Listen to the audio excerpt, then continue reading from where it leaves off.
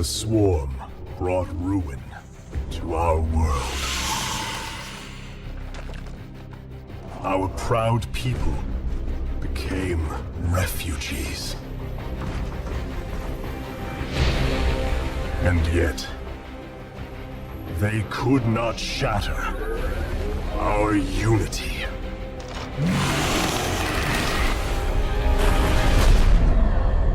For we are bound by the Kala, the sacred union of our every thought and emotion.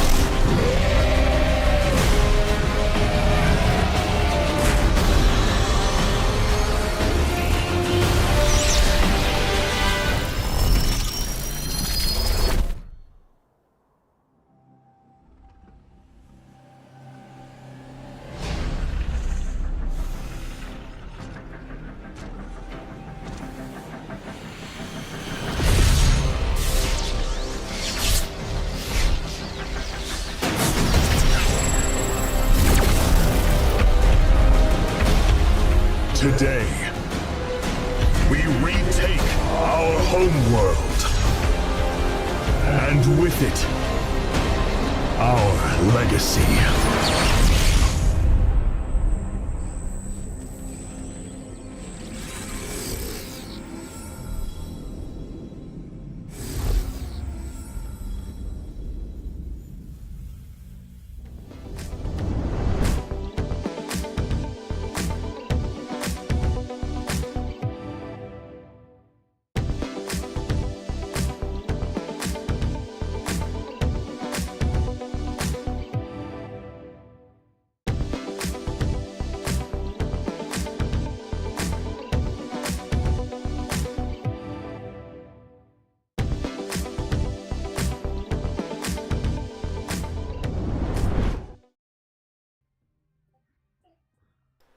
And we are back. Welcome back, everybody, to CSO Cup number 81. Once again, it is my absolute pleasure to bring some high-level StarCraft to you.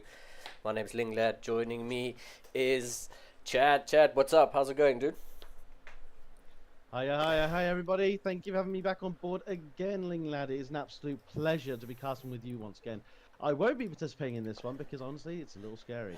We've got some fantastic people lined up in today's bracket. I hope you're all very, very excited. It is going to pop off. Yeah, really looking forward to this. We've got some real big names. You've managed to rope in a couple of the big boys representing the ladder legends, is it? Absolutely. Let me give you a very short introduction on that, guys and girls. I'm sure everyone here has heard of us already. We make a lot of noise in the community. We have Battle B representing Ladder Legends, a coaching service specifically designed for the betterment of the community and those that want to improve on the ladder. Wow, we are very, very excited popping up and showcasing Battle B. And Gamer Richie, the coach of coaches and co-founder of Ladder Legends, will also be playing, and we should hopefully be seeing him be getting casted. But first off, he's up against Replicant. But we got to focus really hard on this match. It'll be very, very exciting. Battle B has been training for this, working hard. I'd love to see how he represents. Yeah, for sure. Get the introductions. Yeah, speaking Let me introduce Battle B for me, if you don't mind. You go ahead. Amazing. So, in the bottom right, we have the Protoss, a complete mystery, actually. It is not a main account. We don't know who this is. For all we know, it could be a 6K, 7K, or a 4K. Who knows? We got Barcode, Protoss, under the clan of Triple. Yeah, and his opponent in the top left-hand corner of Maganatha, as you said, representing Ladder Legends, is the Red Terran player, Battlebee. I wasn't watching your thing. I thought it automatically did it, so I was wondering why you were hovering over the barcode. I was like, okay, fine, I'll introduce him then. That's on me, everybody. Well, it's not a game if we're not laughing, right? For sure. So, yeah. For sure. Battlebee came on with us as a coach. He's actually going to be coaching the StarCraft 2 community under Ladder Legends, sponsored by Baby Parcel for CSO and Ladder Legends as well, one of my other companies. Battlebee's got a lot to prove, actually, when you think about it. He's competed a little bit, but this is going to be his first real try-hard moment. Yeah, for sure. And I mean, opening up with 2 gases, so probably going to look to get that Reaper out pretty early and get aggressive. And we'll see how this best of 3 pans out. The first map of CSO Cup 81. I mean, I can't believe we've done 81 of these and hoping to do many more thanks to you guys and to the lovely players and the viewers. So welcome. Thank you to everybody. Thank you to the community. Yeah, let's get started. Okay. So Battlebee is a very, very, very standard macro player. He's very solid. He's one of those players you think you can beat knowing that about him. But he's very similar to some of the pro players. He's a 6.5k Terran at his peak, and that's as far as he got himself to while he was studying. Actually, this man has a lot going on. Yeah, we'll see. You said what, 6.1k while he was studying? No, 6.5, I believe he got to. Ooh, that probe. Yeah. Triple, try to get that probe out. I'm just going to call him by the clan tag, the barcode. I'm just going to call him let's Triple. call him Triple. I think it's a good idea. Yeah, Triple did a recall to try to get that first probe up, but the Reaper got the final shot. And that's a wasted recall and a dead probe. So, Battlebee, he's starting off, it's that little early game W's. This is always a good start. It's a good feeling. Yeah, for sure. And he has that Reaper across the map and, getting the scouts off, seeing the exact timing of that Nexus, and he'll know, okay, it's definitely double gas. Even though he hasn't been in, he'll know the timing of that Nexus and say, okay, this is kind of how you... I think so. Of a man of Battlebee's caliber. I'm so proud to see him representing the Ladder Legends clan already. We've just been breaking our back, and I hope that you guys enjoy this game. CSO, being the wonderful community that it is, the organization that it is, has been very generous to let us represent ourselves in this tournament. You got to be checking out all of their streams, guys. It's honestly something to watch. Yeah, thanks, dude. Thanks. And it's like I said, it's great to be able to put these tournaments on, come week in and week out, and it's all down to the players who turn up, and we've got some big names this week, but. We've got this blink opener here. Here comes the Reaper. Not going to be able to make it out alive this time. Finally gets picked off, but gets a pretty good scout. Sees, double saturation on both gases. I saw the Twilight Council at the front, but it's a very old school style of playing, putting your upgrade buildings at the front. It gets a Terran on the low ground as well. I mean, the macro is very solid for Triple, but at the same time, I can't help but wonder. Who is this guy? I mean, he's playing like it's 2017 again, right? Yeah. Is it just me? No, for sure. Either that or he's very confident in his ability that his upgrade facilities and his tech isn't going to be taken out by Battlebee. You think he knows Battlebee? Because Battlebee's quite a beast, so... Oh, yeah, he's a very well-known player. He takes out players as high as you like. Look at that. A triple drop a Marine in the main, going straight into the main, keeping it busy. I don't know if he actually got a snipe on many workers there. We do. We've got 3 worker kills. Is that going to be 4? Is he Micro's got 4? Maybe 5? Yeah. No, but then we do have a snipe on the shield battery from the Cyclone. That is an amazing pick-off. Very strategic. Yeah, very nice. Very, like you say, very strategic there. We know energy rechargeability, but let's not forget the medevac does get out.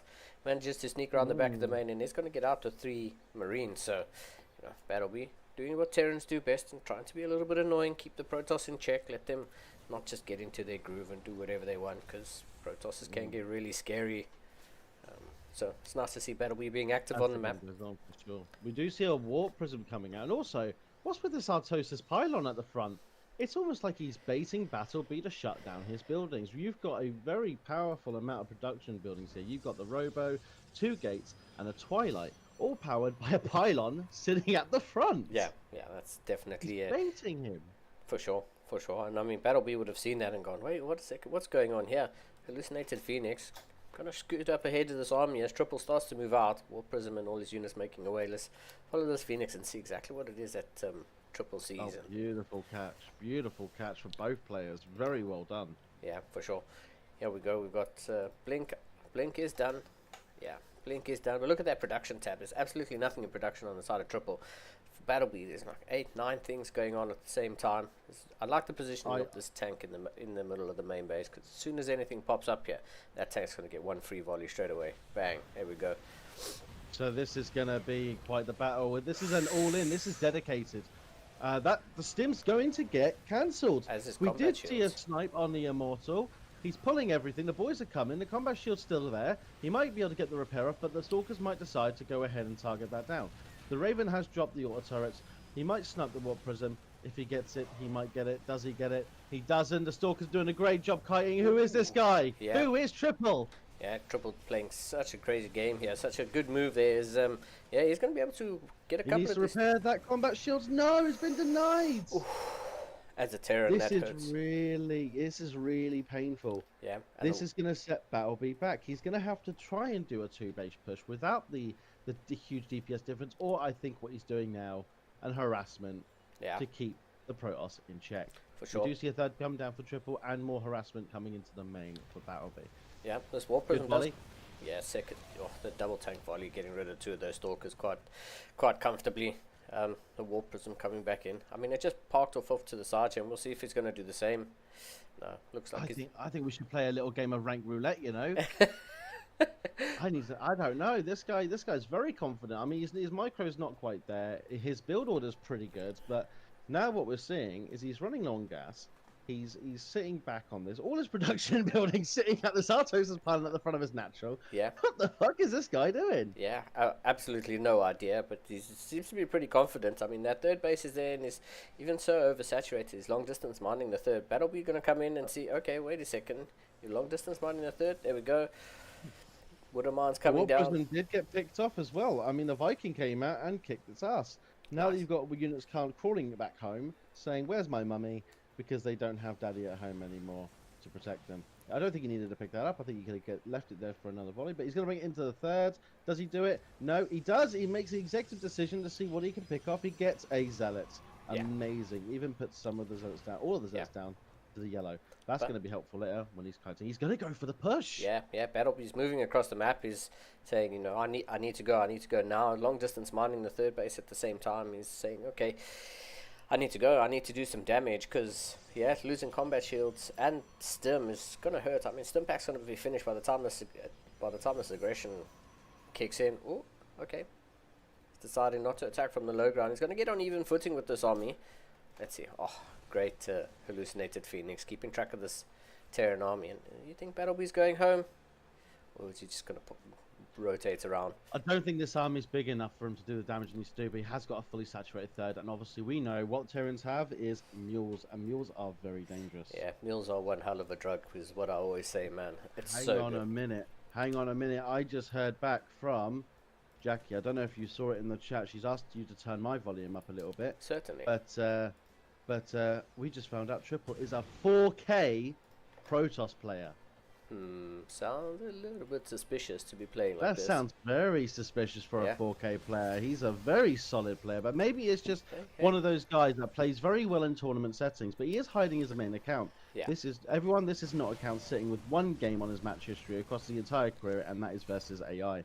So we are going to keep an eye on this. But sure. I do see how this guy could potentially be a 4K player, but as a peak 4.5 high 4.5k random, currently sitting unfortunately a little lower because I made a mistake and went to England for a week, so that obviously makes me lose a lot of MMR just by leaving the game. But I mean, he is. See, the infrastructure. It feels like this is an old player. It feels like someone who's been around a long time and then picks up the game randomly and thought, you know what, it's been a while. Let me come into a tournament and see what I can do. Yeah. Some players can do that, and I feel that's what this guy is. He's infrastructure. His SimCity, very old school, very 2017-esque. Yeah, he could quite very well be an old player coming back to the game. Oh, great. my God. Great anti-armor missile there from the Honor of the Raven for Battlebeast. Battlebeast now going to push up. There's a Purification Nova coming down. Clips Beautiful a few. splits. Yeah, clips a few units. The tank is going to siege, but he's going to have to unsiege straight away. He's like, what is this? This is such an old school style. I mean, this actually, if it works out, it works out. But here we go. He's pushing into Battleby, a 4K player. He gets a 6K. This is unheard of. How is he doing this damage to Battleby? Yeah. But here we go. Battleby coming for the counter attack on the third. Sorry, Linglad. I'm getting excited. No, all good. I was going to say, but it'll be taking a little bit of time to get that second army up and running. But, it's now pushing into the third, and you can see the Protoss army. Well, Yeah. it's crumbling. Final Colossi going down as the second army for Battlebeast coming in. It's not a huge army, but it's enough. It's going to take out a Robo, and that's one less production facility that Triple's going to have. So, Battleby. You know what? Yeah. If Triple is a 4K player, hats off to this guy because he's keeping up. I mean, he's nowhere near keeping on the same level as Battleby for sure, but he has pushed back the attack of the Terran player. Yeah, but fourth base is on the way. Okay, it's just finished. Fourth base is now floating over for Battleby up to the 9 o'clock position. He's going to just regroup his army together. And, the Protoss army still isn't too bad. Look at the upgrades. It's sort of even on upgrades, except Triple doesn't have the armor upgrade for now. But, here we go. Anti-armor missile. Once again, Battleby getting a good enough dusting of the Protoss army. He hit his own army, though. I think Battleby just goes in and does this. Yeah, that's it. He could fight this all day. Yeah. His army is way superior. For sure. I think Battleby's got a lot of army supply caught up in these Vikings, which, with no Colossi on the map, I mean, one's about to pop out, but with no real Colossi on the map, the Vikings, a little bit of dead weight unless you land them. So, it depends as soon as the Zealots are gone, those Stalkers and Disruptors and anything mechanical will just be shredded by the Vikings. I see a lot of frustration from Battleby, actually.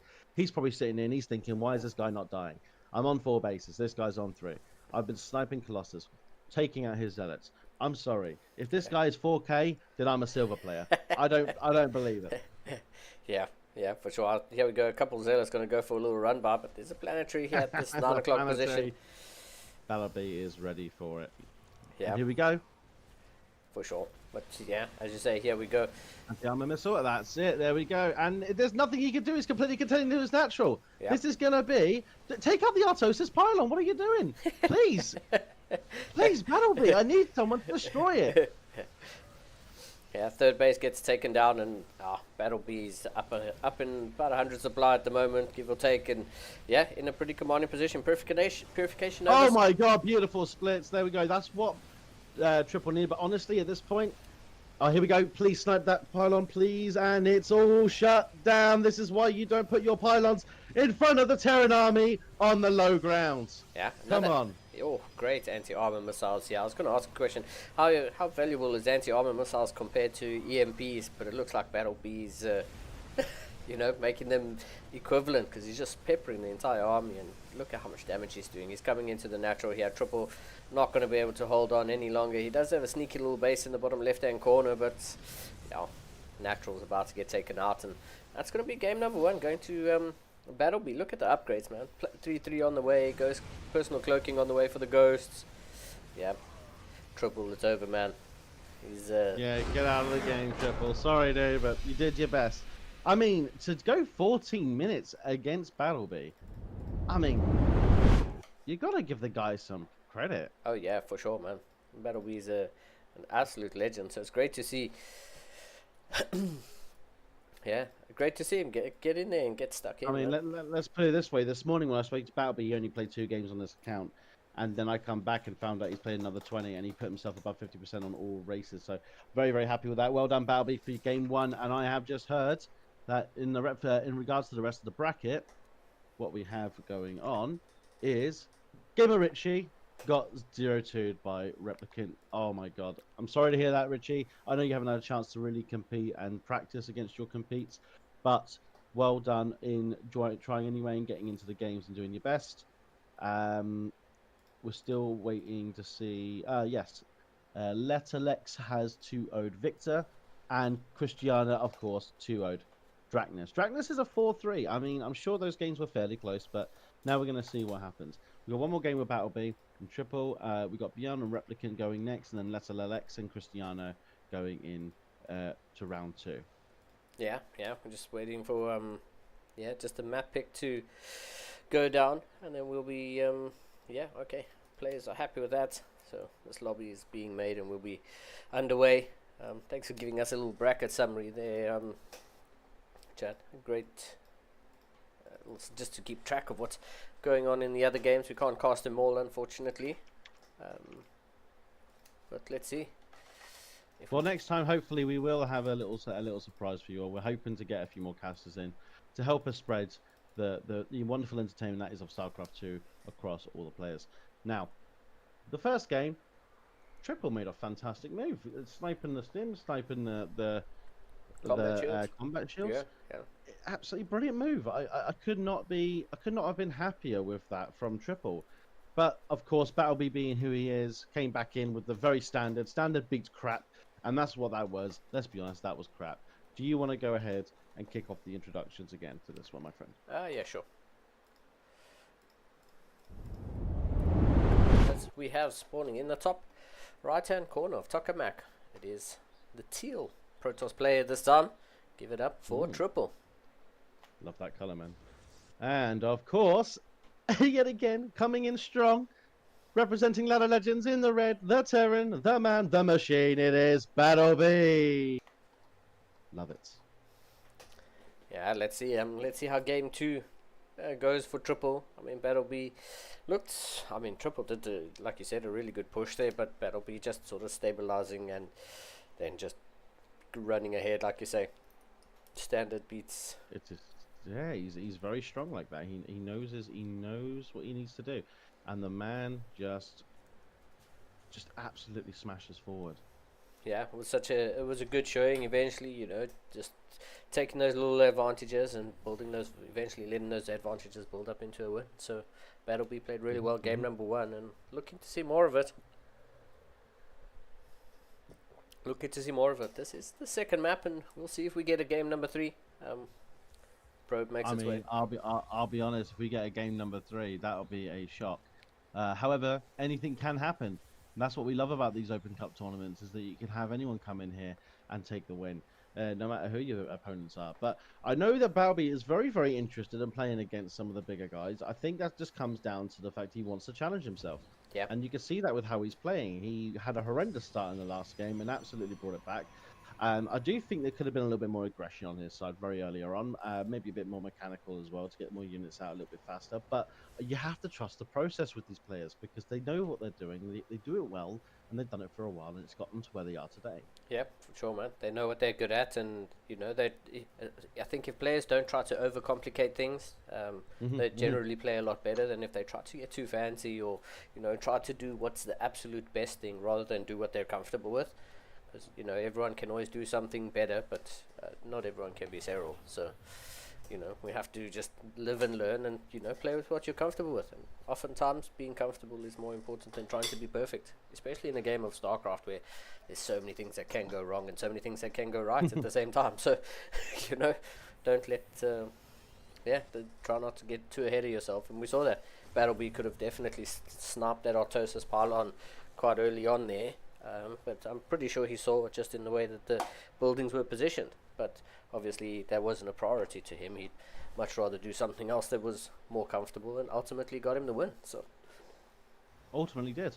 I think this time he's going for something a little bit different. From what I can see here, the way he's opening up, it could be potentially a little bit more of an earlier aggression. He hasn't opened up the rest of his production yet, but we do have a Stalker here being a little bit annoying. We saw that in the last game, that when you bother Battleby, sometimes he can get away with his head. But he got another recall cancel. That's such a waste. As a Protoss myself, as a Terran, as a Zerg, as a random player, that hurt all 3 sides of me. That is a horrible situation to be in. That's a chrono. That's another 2 probes in the time of 1. Yeah, for sure. And it's the second time it's happened to Triple. Battleby did it in game number 1 with the probe, tried to recall that, and the Reaper snapped it. And now in game number 2, the Cyclone and the Marine coming down the ramp. Please, please target the pylon. Please target the pylon. He's running away with a cyclone. He doesn't want to. He doesn't want to be too aggressive. We do see a DT shrine. This is a DT opener for a 4K. His builds are very solid. Yeah. I mean, it's nice to see that variation. But I mean, Battlebee's going across the map here with the medevac, and might just see that. You think that medevac's headed into the main? There's only one place for it to go.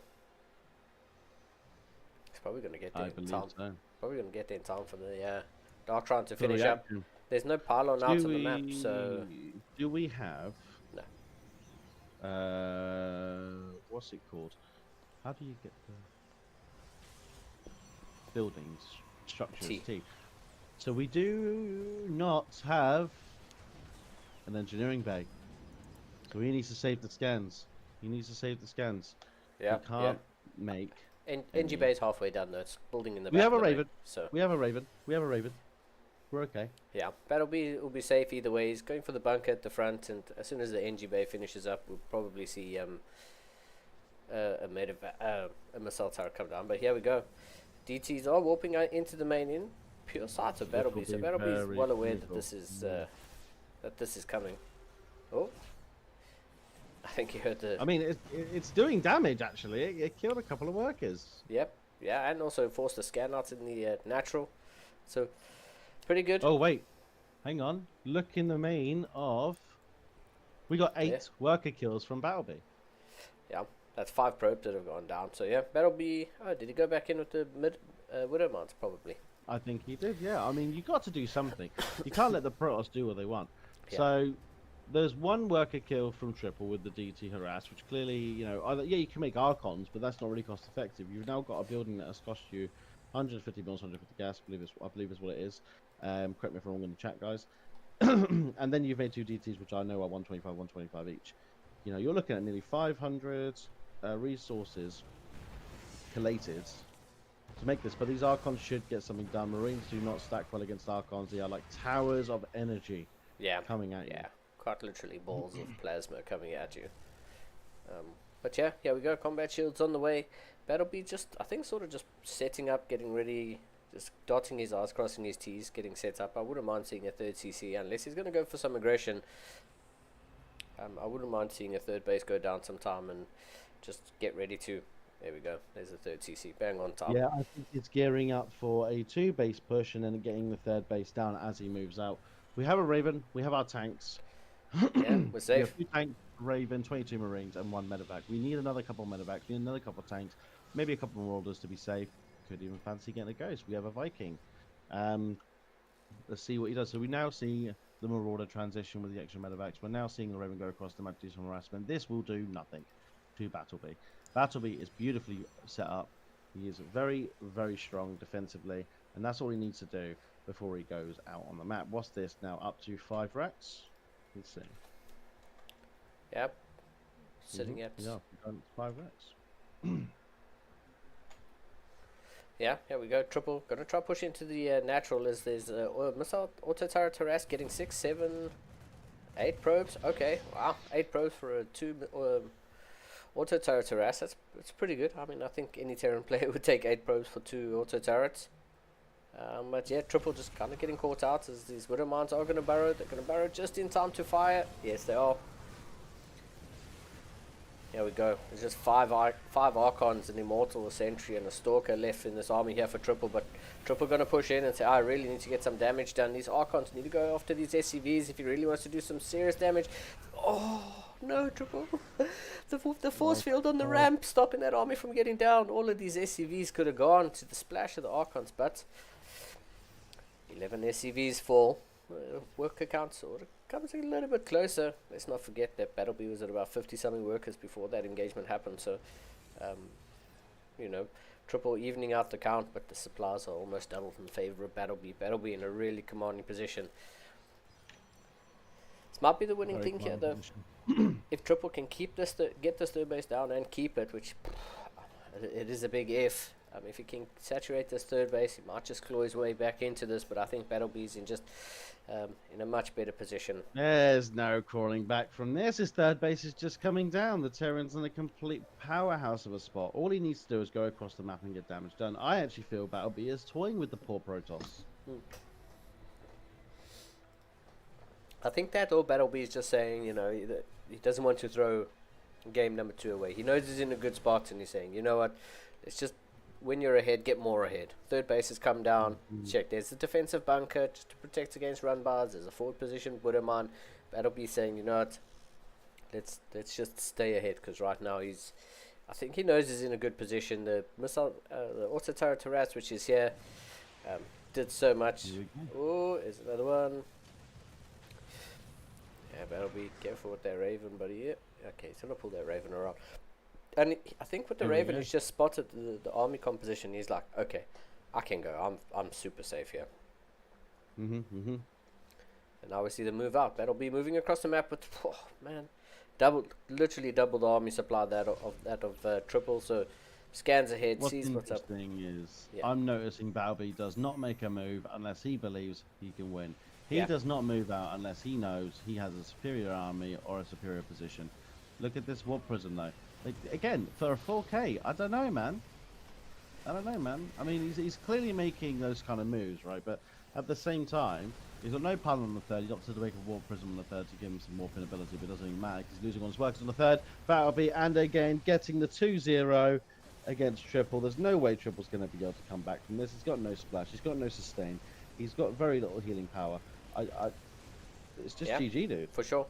Triple definitely lost this one, but Battlebee just played really well. It's not like Triple did anything too crazy or anything wrong, like forgetting or misplacing an expansion or something. I think Battlebee's just played a little bit better against him, and Triple, kudos for showing up and going against Battlebee. Battlebee's not an easy player to go against, and we can see how just rock solid he is. His 4th CC is about to finish up, and yeah, Battlebee, just like I say, just a rock solid opponent, and yeah. Triple's trying to find out how he can make 2 zealots to kill this entire army. Come on, dude.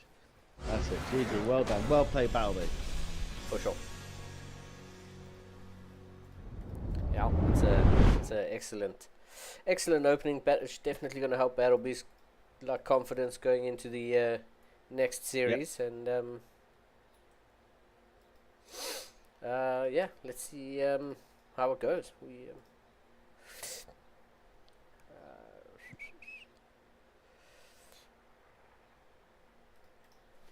I'm gonna see if we can get this. Okay.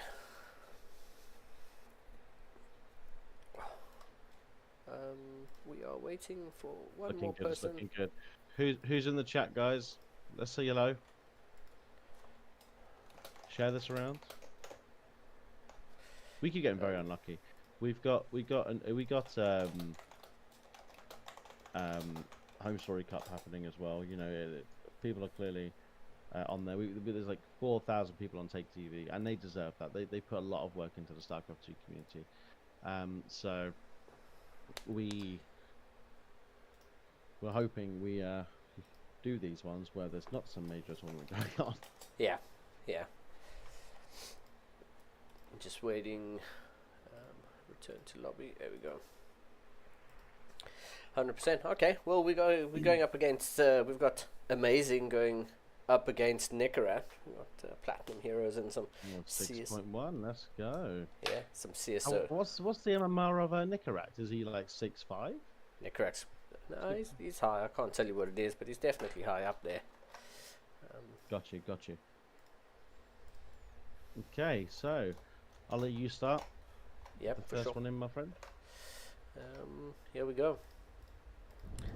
As we have in the top left-hand side of the map pylon, the Red Terran player for Platinum Heroes once again in the CSO Cup. Give it up for Nikara. Hey! Love it. And of course, in the bottom right, we have UED Soldier, a CSO contender, and playing for them, giving his all. Give it up for him in the Green Protoss. What am I saying, man? It's USD Soldier. Is that how you say it? UED? UED. UED. Is that like a I don't know. I think it threw me off. I heard USD at first. I saw it because I think the big S threw me off. I was trying to look at the mini map, and I think, have you ever noticed that when you're reading words and your mind fills in the blanks Yes. because you're not actually reading the whole word? Yes. Happens to me way too many times when I'm streaming. It makes me sound so unprofessional, but actually, it's just a human thing to do, right? That's Yeah. how I'm defending myself. It's, It is a PVT, another PVT. yeah. Yeah. So we did just see triple go up against Battleby. Battleby 2-0ing as a very powerful turn, as you just saw. Now we're seeing Nicaract and UED Soldier. UED Soldier's not someone you can, just smirk at. He is 100% a build order machine. Yeah, we're going to see probably. Well, we saw how Battleby approached this is how we're going to see both of these players approached. How Battleby approached the last one is how we're going to see both of these players approach this series. And I think the series is going to be a lot closer matched in comparison to the last one. We're really going to see the best of Protoss going against the best of Terran in this showing here. It's not going to be so one-sided, and yeah, we shall see how this one pans out. UED, as you said, he's a build order machine, and I've seen Nicaract in the CSO Cup many a time, and yeah, he's been known to make some deep runs, and yeah, we shall see how this one pans out. Pylon, a nice different map. We had Maganatha and Maganatha and Tokamak in the last one, so Pylon, nice to see something different. Thanks. Pylon's a very good map. Yeah, it's quite nice. I don't think we saw Pylon in the last contender that I casted. So, nice to see something different. And yeah, thanks to everyone in the chat, everyone watching, for tuning in. There are high level StarCraft games, and then there's some CSO Cup games, even higher level CSO Cup games. So thanks for tuning in to what we see, what we have to present. We hope the players. Wow, Nicaract current MMR is not only 590. I mean, it's still a high number. Like, so he's sitting up there. He's almost at the 6K mark again. I'm assuming he has been dealing with a lot of really, really nasty Protoss players out there. We can't blame them, right? Protoss filth. It's okay. He gets 2 probes. He gets 2 probes, and I mean Nicaract 2 probes for a Reaper and a little bit of lost mining time. I mean, it's not. 3 probes. 3 in total, yeah, plus the first one that went down, but 2 now from the Reaper. But yeah, I mean, you'll take it. It's better than none, I guess. So 100%. yeah, and yeah, we go for an early blink on the side of UED, and on the side of Nicaract, looks like we're going for a 2-1-1. Yeah, 2 racks. Starport's about to finish up, and Widow Mine's being produced, so yeah, it looks like it's non-stop. Widow Mine production, 3 out so far, and another one, or 2 out so far, and another one in production. I think it'll be a triple minimum drop, 1 in the main, 2 in the natural, 1 in the natural, 2 in the main. Try and get that early game harassment done. Throw off the Protoss, throw off the build, or just slow everything down. Yeah, look at that. Yeah, that was right. For sure. We're looking at a tech lab now on the factory as standard. We've got the extra barracks coming. 1 extra barracks though, so going up to 3 racks. Do you think this is going to be a 2-base 3 racks push? Yeah, probably. I mean, the SCVs is probably just going to saturate his natural, and then, I mean, yeah, go for a big push. We'll see. The 3rd base is on the way here.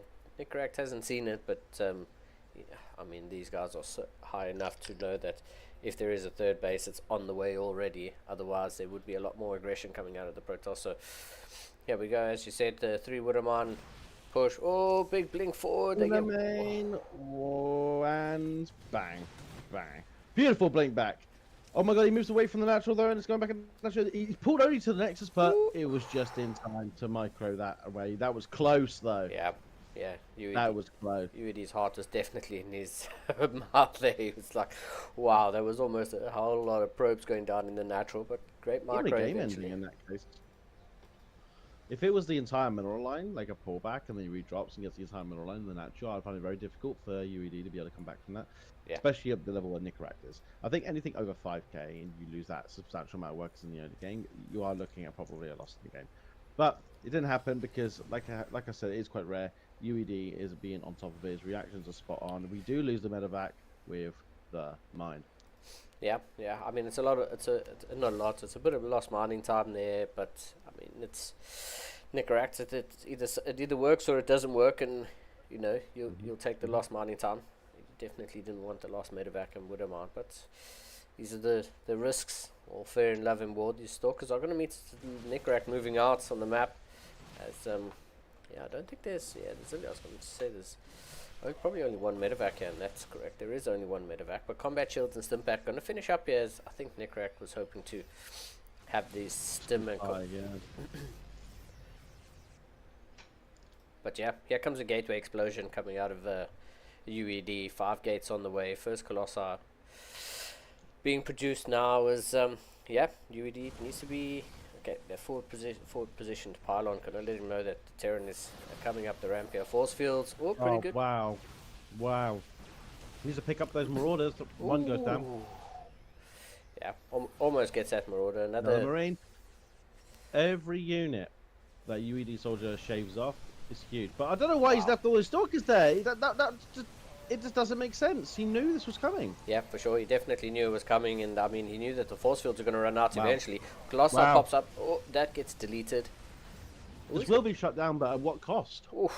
I mean, both players trading their whole army, but if you look at it now, the army supply of Necrack is double that of UED. So, not a great trade. But like you said, I mean, you knew this was coming up. You knew those force fields were going to run out, and these stalkers were just sort of positioned here in no man's land. And yeah, UED pays the price. He blinks those stalkers forward. 2 stalkers get deleted.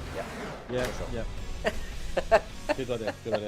I think that's a little surprising. I think UED had a good start, but Necrack clearly just pulled it out of the bag, especially when he's hitting that 415 APM, dude. Jesus.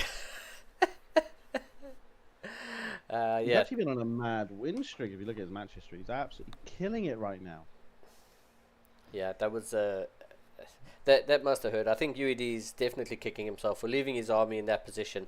The Colossi pops out, gets deleted. I mean, you finally push it back, but you know the rest of the Terran reinforcements are already on their way across the map to a meeting point, and that's just how it goes sometimes. So yeah, UED just saying, okay, GG, done. Let's go next.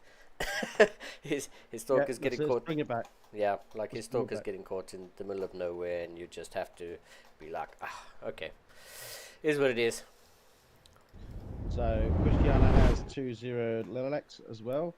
Is Battlebee and Gerald waiting for our stream, or are they playing currently? I'm not sure. I can ask. They might be worth holding them, but yeah. In the top right, everybody, we have again back to game 2. Absolutely dominating the first game. It is in the red. Terran Necrack. Yeah, absolute beast. And in the bottom left-hand corner, the green Protoss probes repping CSO. Give it up, everybody. He's down 1-0, and he needs your energy. Give it up for UED Soldier.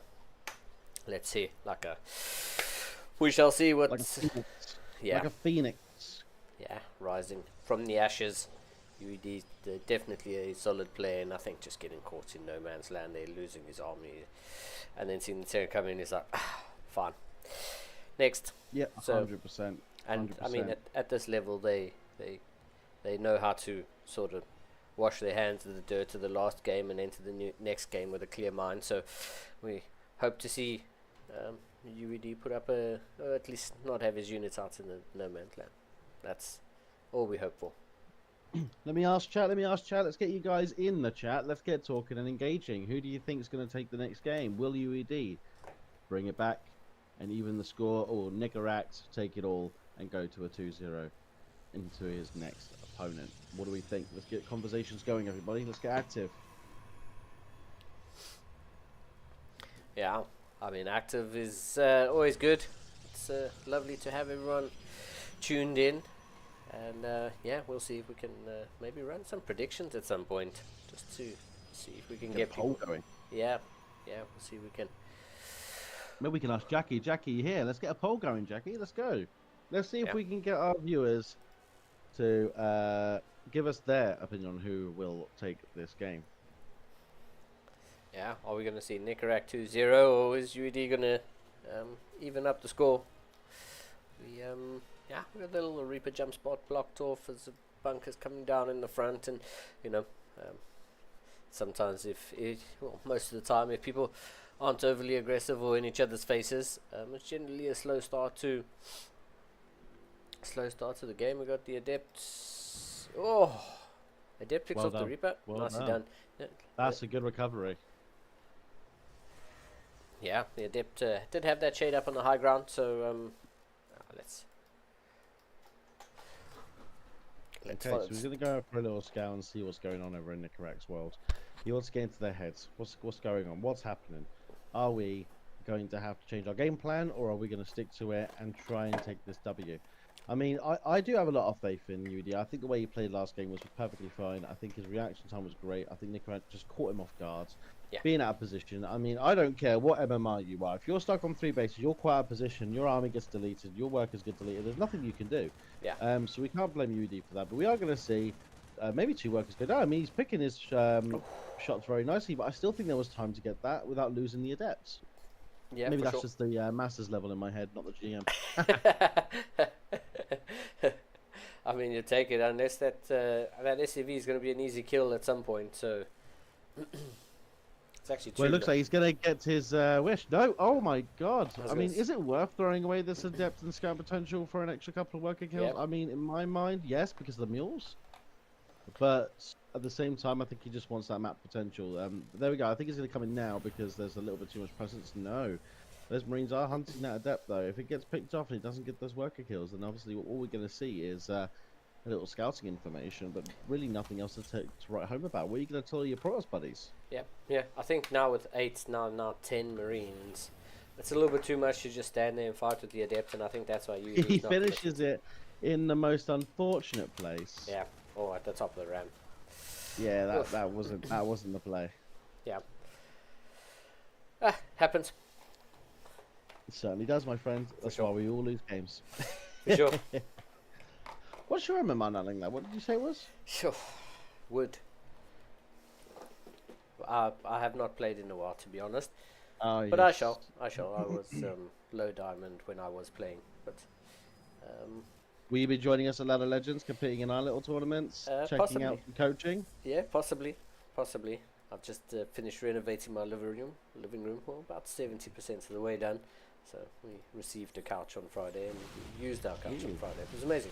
Oh, my 2 God. nice Oh, pickoffs. we're going to have to talk about that. The Yeah. Viking count goes down. Yeah. We saw the Cyclone go down. Marine's going down. Is he going to start? Oh, I don't know if that was a move. I mean, it's good to get rid of the tank, but to what cost? But he did to get... Wow. The mic was fantastic. This is the UED we needed to see last game. Yep. Looks like Nicarac has thrown away a lot of economy from these workers, a lot of Marines, a lot of army value, a lot of supply. It's just dwindling. It's going down to 40, 56, For sure. 55. And it's GG. Well done, UED soldier, representing CSO.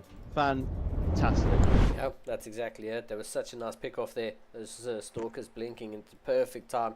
Getting those Vikings in their little transition, sort of, getting down on the ground. And, yeah, UED just getting those volleys off. Enough stalkers there to get the job done quickly. Getting that tank before he sieged up. Just SCVs were still on attack mode and couldn't mass repair the tank. And that's kind of how it goes sometimes. We saw the game swing one way in the first, well, we saw it go one way in the first series and in the first map, and now we see it go the other way.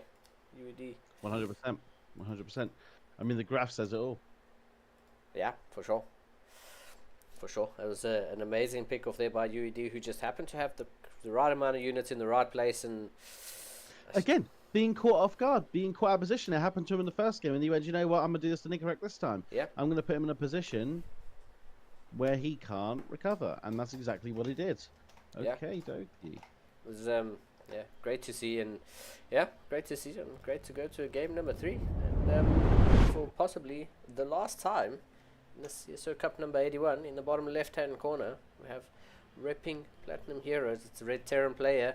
Give it up for Nicarac. Way. And in the top right in the green, as you already know, and you've seen him play twice, you've seen him lose being quite on the map, and then he catches Nicarac out on the map. What a player, what a guy with the reflexes of God it is. CSO, UED Soldier. Well Let's done. see. Well done, Soldier. Well done. That was very, very good. That's it. It's what you needed. For sure. We'll see if he gets the golden star after this map, because this is tournament life for both of these players. So we shall see who brings what to the table. Both players just getting caught out in just an unfortunate spot, just a weird little position. Do you know what I mean? It was just unfortunately, as those Vikings were coming down, as that tank was sieging up, UED was just on him all over him like a rash. And yep, you just saw how great the micro was, just kiting the SCVs and the Marines just away from the main base. I guess that's also a big brain call. It's just, taking the threat further and further away. Even if he did manage to lose all those stalkers, the threat is as far away as possible. And UED just getting the job done. So here we What are. I like about these high-level players is they know when the game is lost. Yeah. I wish my opponents do that, so they wouldn't recover half the time. They can't all GG at 2 minutes, bro. No, they can't, but they should. They should. But that does not mean they shouldn't. That's a good point. I mean, I don't, but I'm a special case. I'm allowed. It's different for me. What do we all think, huh? Let me ask the chat, and everyone be honest with me. Do you leave knowing you've lost, or do you give it all your all, or do you do it just to be an absolute demon? Oh yeah, legend. Yeah, that's the word I'm looking for. That's definitely the word you're looking for. Yeah. But yeah, obviously, you all know. We've all been there. We all watched this game. A lot of you have uninstalled this game for a reason. It's horrifying when you're losing left, right, and centre. But do you GG when you're supposed to? Yeah, I always do you GG. play the legend? I always I GG. don't know. I bad gamed someone last game because he was tilting me out. He was being really BM though. It's a guy called Good Boy. It's such a cheeser. So he's a complete smurf. He leaves games to stay at the 4K level. He's a Protoss, and I was getting backseat coach guys, right? Just because this particular guy always beats people at this level, then he leaves games and then wins games and leaves games. Just doesn't really lose in the actual game itself. Yeah. I don't know who it is, but he was just texting me BM stuff. He was being quite racist about the British. It was just really frustrating. So I bad gamed him. Honestly, I did bad game him, but I believe it was warranted. Oh, I can't believe that Adept actually made it out with how many Terran units were around it. It's triple Reaper, double Hellion, so I'm quite surprised that this Adept made it out, but just finished the shade, one more volley, and that Adept was a dead man. But here we go. It's a full wall at the frontier for UED soldiers, so yep. Yeah, he does not want to let those Hellions in. I mean, one of those Hellions is basically dead. I feel he could open up the middle, put it in the wall, target the Hellion before they get in, and then the rest can be basically killed off on its own. But he'll keep it there anyway. He'll try to avoid it. I mean, I think the other issue is, oh my god, he gets the Hellion with the Adept. That is fantastic. And the Adept gets out. And the Adept gets out. Amazing. Well done. Well done. Yeah, I mean, UED is bringing the heat, dude. Yeah, I was It's gonna bringing say. the heat. A really good showing here by UED. Adept going to go across the map and probably look to do a little bit of a harass, but 6 Marines in a bunker already. Beautiful shots on the Hellion. Does he have anything in the main to defend against this? I mean, what if the Reapers just jump up? Is there a shield battery? Is there? It's been blocked off. Oh, it's been blocked off as a Reaper. Yeah. So really, he has put Nicoract in a position where he has to use those units. Yep. It's really, really important now that Nicoract gets something done. This is a lot of investment, while UED is just sitting back at home and chilling out. Yeah. He's even getting his Adept into naturals to be killed. No, obviously he's got a lot to think about. He's doing a lot of micro at home. I'm being a little overly critical, but there is a Banshee going from the Terran side. We hate Banshees. We love Banshees, depending on what race you are. Excuse me. Truly a terrifying unit to leave alone unattended in your any of your mineral lands.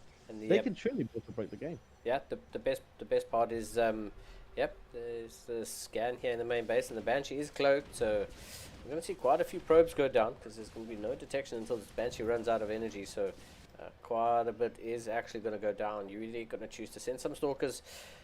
That's 6 stalkers going across the map. There's an observer that just popped out. I missed that. Apologies. Yeah. No, I think it was chronoed out as we saw the Banshee come in. I mean, how many workers did he lose there? I think it was a few, like 7 workers. That wasn't bad. I mean, it's better than nothing. But then again, there was a delay on the starport. But if he's just sitting back at home, being defensive, Stim's only starting now. There's a lot that goes wrong with this situation. Oh, he did unsiege the tank. Oh, but this is a terrible position for UED. He's not going to be able to get that tank with that many stalkers. Nah. There's too much repair going on, and the Marines are going to come in. Every stalker that goes down lowers the DPS of that. Yep. And yes, of course, unfortunately, that is GG. Well done.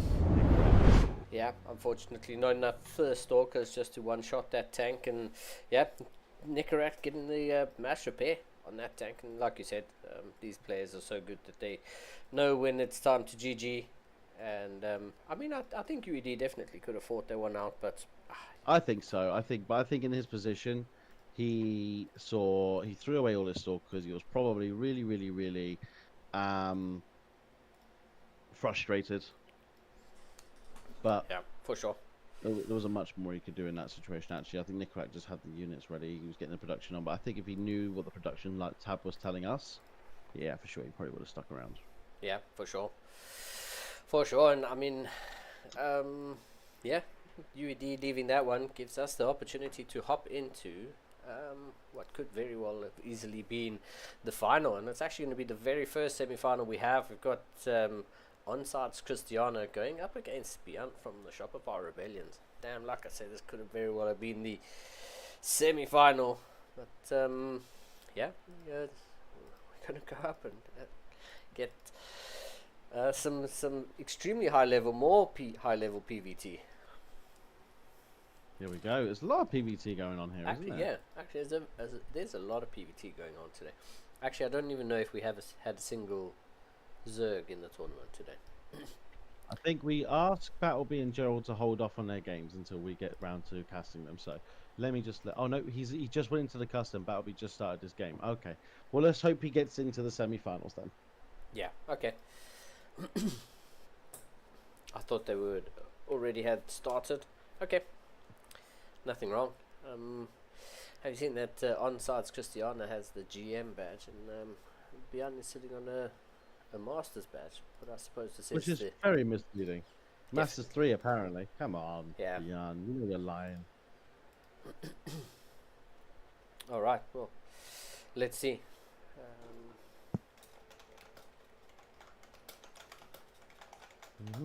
Okay. Well, let us. I'll tell you what. Let's take it. Let's take a 5-minute break then, okay? Before we go into this game, if they're needing that. Yep. Is that what he's asking for? 5-minute break? Yeah, that's cool. We'll be back. Yep, probably in 3 to 5 minutes. I'll put the Legacy of the Void video on. And do you want to do a baby parcel shout out before we go? Yes, please. Let's do the baby parcel video. Let's do the shout out. So, proudly sponsoring CSO esports baby parcel coming to you.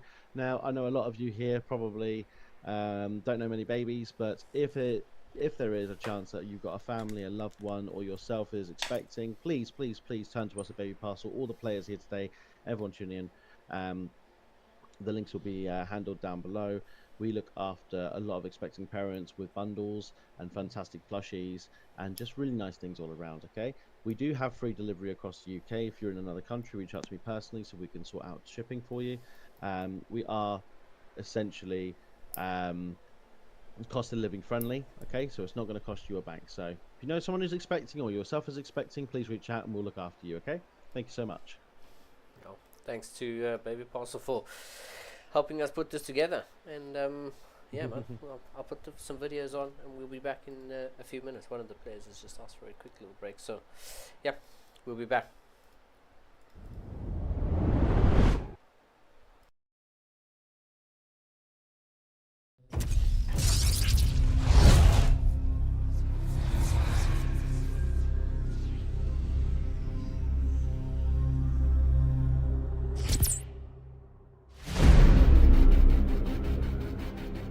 The swarm brought ruin to our world. Our proud people became refugees. And yet, they could not shatter our unity.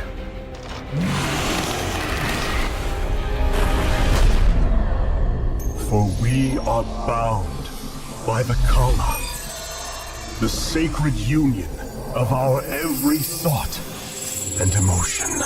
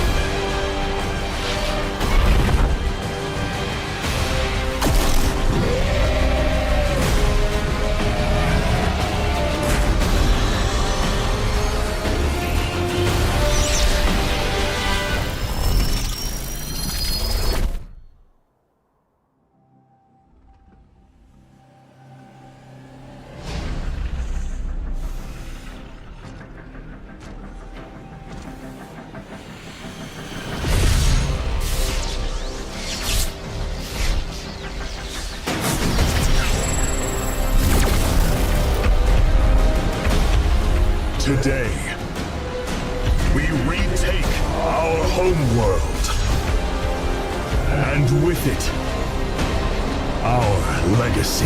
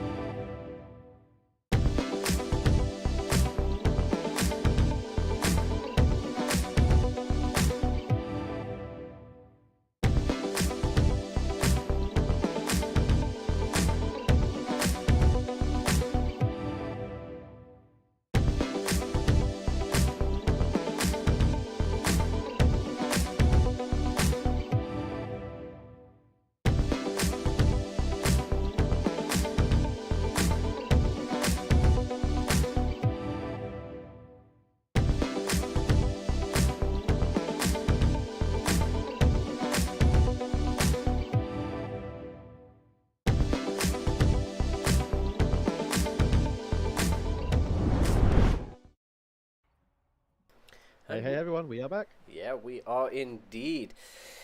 Because as I said, we got Bjorn going up against Christiana. We got a couple of vetoes happening on. They are going slowly, which is alright. You know, we got what do we have out at the moment? We've got Incorporeal out. We've got Lost Fantasies out. Morganitha is out. Pylon has been taken out. Alright, so we are getting there. We are getting there. Oh man, I'm excited for this one. We have what did we say? We've got Christiana's Interesting map choices. yeah. I mean, Christiana's placed. He's taken a trophy in, I think, 27 or 30 of these of the CSO Cup. So Christiana's is definitely very familiar with doing deep runs and getting to the finals of these cups. So Bjorn is obviously Bjorn. I think both of them have a very high chance of pulling this out. There's a lot of Protosses, a lot of Terrans in this one. I'm seeing that all over the place. Zerg is not really getting up there in the main tournament, but I think if we got a really good Zerg in, they'd have a chance to get up here. But we're stuck with the PVTs. At least we're not looking at mirror matchups right now, right? Yeah. We're quite lucky with that. Yeah, actually, have been quite lucky with that. Although, I mean, if it was PvP all the time, I would be as happy as a pig in shit. But you know, we can't all Yeah. get it. Well, if we look at the results, Christiana is sitting at a 71% win rate versus Terran. I mean, I know Beyond is Beyond, but Beyond is still Terran. Christiana seems to have that locked down, looking very strong. Yeah. At the moment of this season. Overall, I mean, this man plays like a god. He's really, really pushing his limits. He knows what he's doing. Like you said, he's been championing this tournament for years, I'd say. Yeah. He is sitting in the top 10. He is literally number 10 in the EU. And if it wasn't for, unfortunately, and I'm going to say it, the absolute bullshit of these GM people that come and do the lag quit, that make GM players lose their MMR, which is absolutely disgusting, taking the top 3 rankings of GM for those people that are really hardworking. We've also got number 11 and 12 dominated by these hackers as well. Really disgusting, really shameful, and we absolutely do not condone this behavior. Yeah, for sure. There's no space for cheats.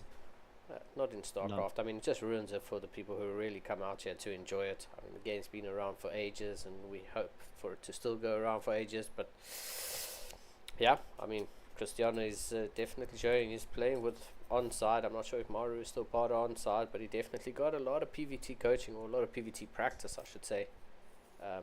Playing for these big teams, and you know, Cristiano's he's definitely not going to be one to push over in this. I really look forward to seeing how this one plays out. Me too, my friend. I think there's a lot. To show for Beyond. I think there's a lot more to show for Cristiano. These are very, very powerful players. I don't expect either of them to be too worried. They're both very, very comfortable players in the scene. I can't imagine Beyond sitting there shaking in his boots. I can't imagine Cristiano doing that as well. So we will see how this plays out. But of course, we have to get through these vetoes first. Are we ready? Have we got our vetoes? Yeah. The first map pick has been chosen. We are going to get torches for the first map. Leyland's the second map. And then if we get to game number 3, we'll get to game number 3. Can't tell you off the top of my head what that would be. But yeah, let's also not forget this is being played in Europe, on the European server, so that will benefit Cristiano, I think, just a touch. But this is Beyond, so Okay, yeah. let's do this. Yeah, Beyond ready. Waiting for Cristiano just to give us the go, and then There we go. yeah, I'm really looking forward to this, man. I hope you are. This is going to be a banger of a series, I think. These two. Overly excited for this I mean, one. there's Home Story Cup on, and then there's CSO Cup, and I think we've got the showing right here with Beyond going up against Cristiano. So let's see. Oh, yeah. And go! Let's do this. Yeah, I'm glad I filled up my water bottle in that quick little break. I actually filled up 2 water bottles. It's so hot here in London. So I have 2 water bottles.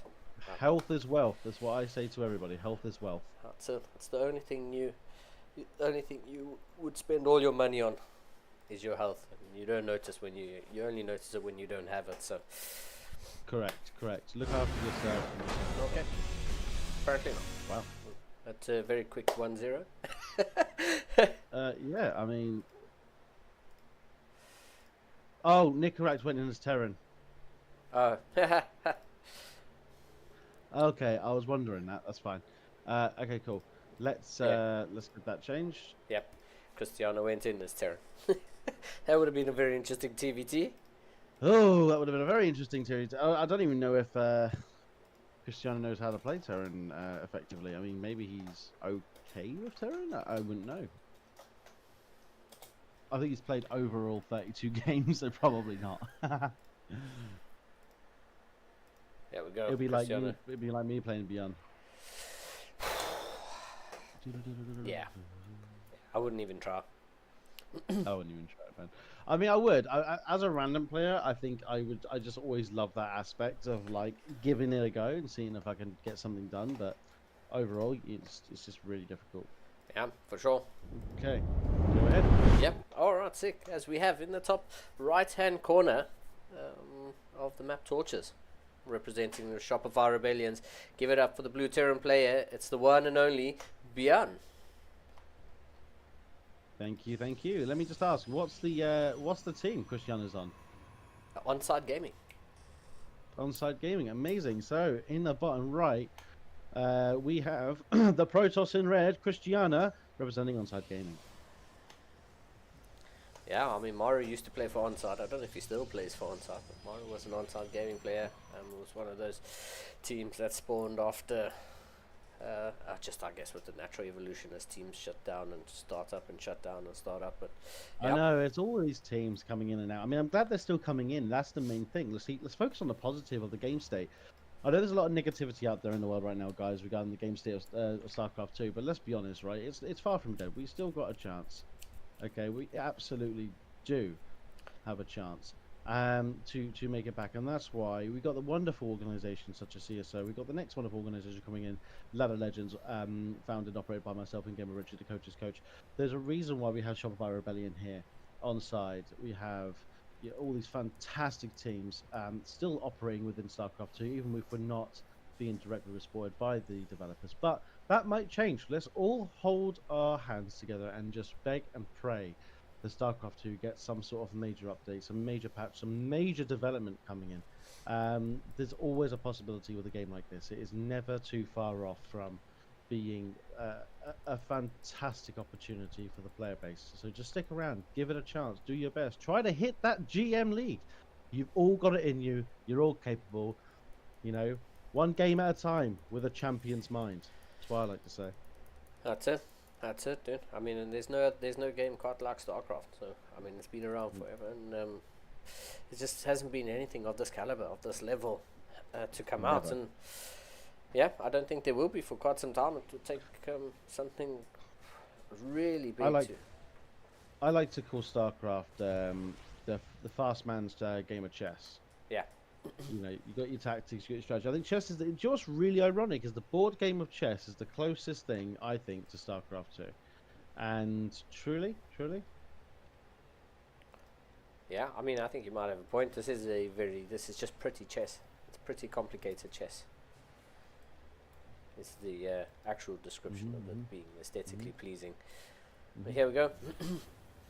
Cristiano and Björn, as the units start to build up, the supplies start to creep up. You know, but almost in the 30s for both of them. As we've got two Reapers and a Hellion just roaming around, double adept to Cristiano, shading forward, and we have both players just going to start to look to poke and wait.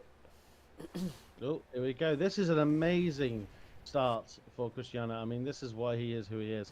But we do have a Hellion and two Reapers coming in, and he's already microing, getting one, getting two. No, not quite. Yeah, here we go. Oh, here we go. There it is. This is the Björn we all know and love. For sure. This is the Björn that gets the early game damage. Do not let Björn through your door. Somehow this man's Reapers never die. That is 8 kills with 1 Hellion and 2 Reapers, putting Cristiano back to even standards in regards to work counts. Yep. Insane move. Insane. He is the man who got the Reapers in the Reapers nerfed multiple times. Here we go. Double Adept gonna shade forward, and unfortunately getting caught by the Cyclone, and yeah, gets the lock on one of them. It's now just gonna head back. This is a Beyond game already, guys. I mean, I'm fingers crossed for Cristiano. I want to see him be Cristiano right now. It just feels like Beyond's put him on the back foot. His builds all over the place in regards to affording things on time. Let's just see if we can recover. So Beyond does get one more probe. That's okay. It's only 4 Marines. Nothing too scary. Yeah, and Björn. Cycling going into that's beautiful timing. Beautiful timing. I'll take it back. Yeah, I was going to say, unfortunately, Björn offloading those Marines on the wrong side of the structure wall and loses 1 Marine, but does pick up and get 3 out of there. The Cyclone, though, into the natural, gets 4 more probes going to go down, but the Cyclone isn't going to be able to make it out alive. It's 5 extra probes go down. I mean, that's 13 probes. Yeah. 13 probes.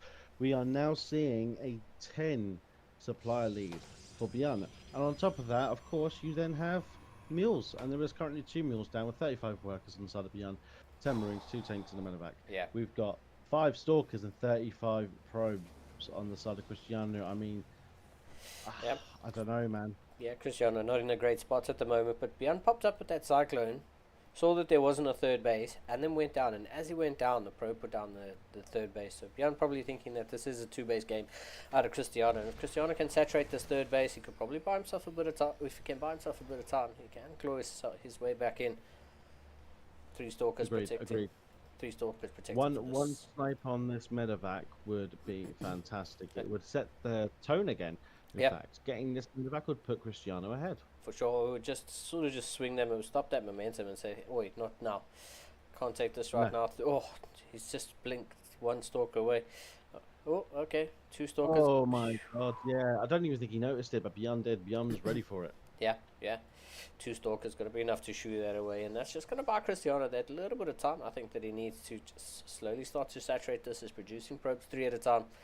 Bjorn's still on 2 bases. He hasn't started a 3rd CC just yet. There we go. Oh no, that's a factory. I was going to say he's about to throw down a 3rd CC bang on time. I think let's let the audience see the POV of these 2 players for a little bit. Let's have a look at Cristiano and see how that looks. Oh my god, look at the speed on this man. He's going to pull up to Bjorn. Nope, he's having a little look. He knows what he wants to do. Oh, Bjorn's going to scan that observer. Yeah. What a snipe. Yeah. You get a snipe on an FDV, trying to cause some headaches. Good move from Cristiano. Yeah, quite fast. Poking up that ramp. Let's have a look from Bjorn's perspective. Good idea, good idea. Now we're seeing a move out from Bjorn. He knows what's going on. He's thinking, I've got the advantage. I need to take advantage of it.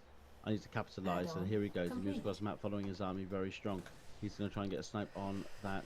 On these stalkers. Yeah, running away. I mean, Cristiano keeping kind of tabs. But losing this army. Oh man, he's just going to catch. Oh, I was going to say. Cristiano keeping tabs of this army. Army's going to scan ahead and see. Hiding all this army on the 3rd though. If he doesn't think the 3rd's down yet, this could be a no. I mean, don't show them. Don't walk him into the scan. Yeah. Come on. 3 tanks about Here to we siege go. up. Here we go. We do have charge, but the position for Bjorn is strong. But then again, it is Protoss, and Protoss is disgusting when it comes to getting this kind of damage done very quickly in a fight. Yeah. And he does get a snipe on Cristiano got such a good attack there, man. Both of those immortals in range of those tanks, and they just deleted the splash out of that Terran army so quickly. And it just looked like an easy cleanup for Cristiano, and it definitely shouldn't have been. Behind. Oh my god. This is just showing us the difference between someone like me, a mass is random, sure, and I would have lost everything there from both sides, 100%. But the calculated move from Bjorn to pull away with what he had left, the calculated move from Cristiano to pull back and regroup, is just something that you just don't see at the lower levels, and this is why these guys make the big bucks. Yeah, for sure. I think, and just showing how important it is to get your units attacking the correct units, because having those immortals delete those tanks so quickly definitely allowed Cristiano to get back into this. The 4 widow mines here though. Oh my god, beautiful splits from Cristiano, but then again he does get a massive hit off. 1 widow mine's all it takes to put all of those zealots in the red. I mean, I don't like that force field too much. There's one you put behind. I think it was just kind of a rapid spam. Yeah. And Bjorn's now taking control of this fight. Again, I feel like Cristiano's holding very well. We are still sitting on 2 bases for Bjorn, 3 bases for Cristiano. This is definitely in his favour. As long as he can keep up the momentum of pushing away Bjorn's army, not losing too much, sniping off whatever he can snipe off. I mean, these force field, I've seen better. I mean, I'm a bit surprised. Yep, for sure. I mean, Bjorn definitely putting Cristiano under a bit of pressure here. The 3rd base for Bjorn has just finished. It's not lifting off or going anywhere, but its 3rd CC is completed. It's not. No, it is going down. Yep. It is going down. Once again, that force field just creating a little path for the Marines and Marauders to get round. It's actually helping them. It's helping them more than anything. Yep, for sure. It's reducing the surface area, but yeah, here we go. Cristiano trying to hold on. You're beyond 20 supply ahead, 15 supply ahead, and a few more reinforcements streaming across the map here. So, okay. And we have the Colossus. That's a much better force field. There we go. That's what we needed. Well done, Cristiano. That's Bjorn's still doing a beautiful job putting pressure on. Sorry, I just have to say that out loud. It's great job putting the pressure on. The fact that Bjorn is still here, he's probably been here for a minute and a half, 2 minutes, just whittling units off. Probably, poor Cristiano. Yep. Forcing him to just carry on going. Cristiano probably take this time to breathe a bit and maybe think about taking a 4th base, but you know, Bjorn's still Bjorn. He's lifted, he's filled 3 medevacs and he's moving off to the west side of the map. Yeah. Here we go. Bjorn gonna push forward.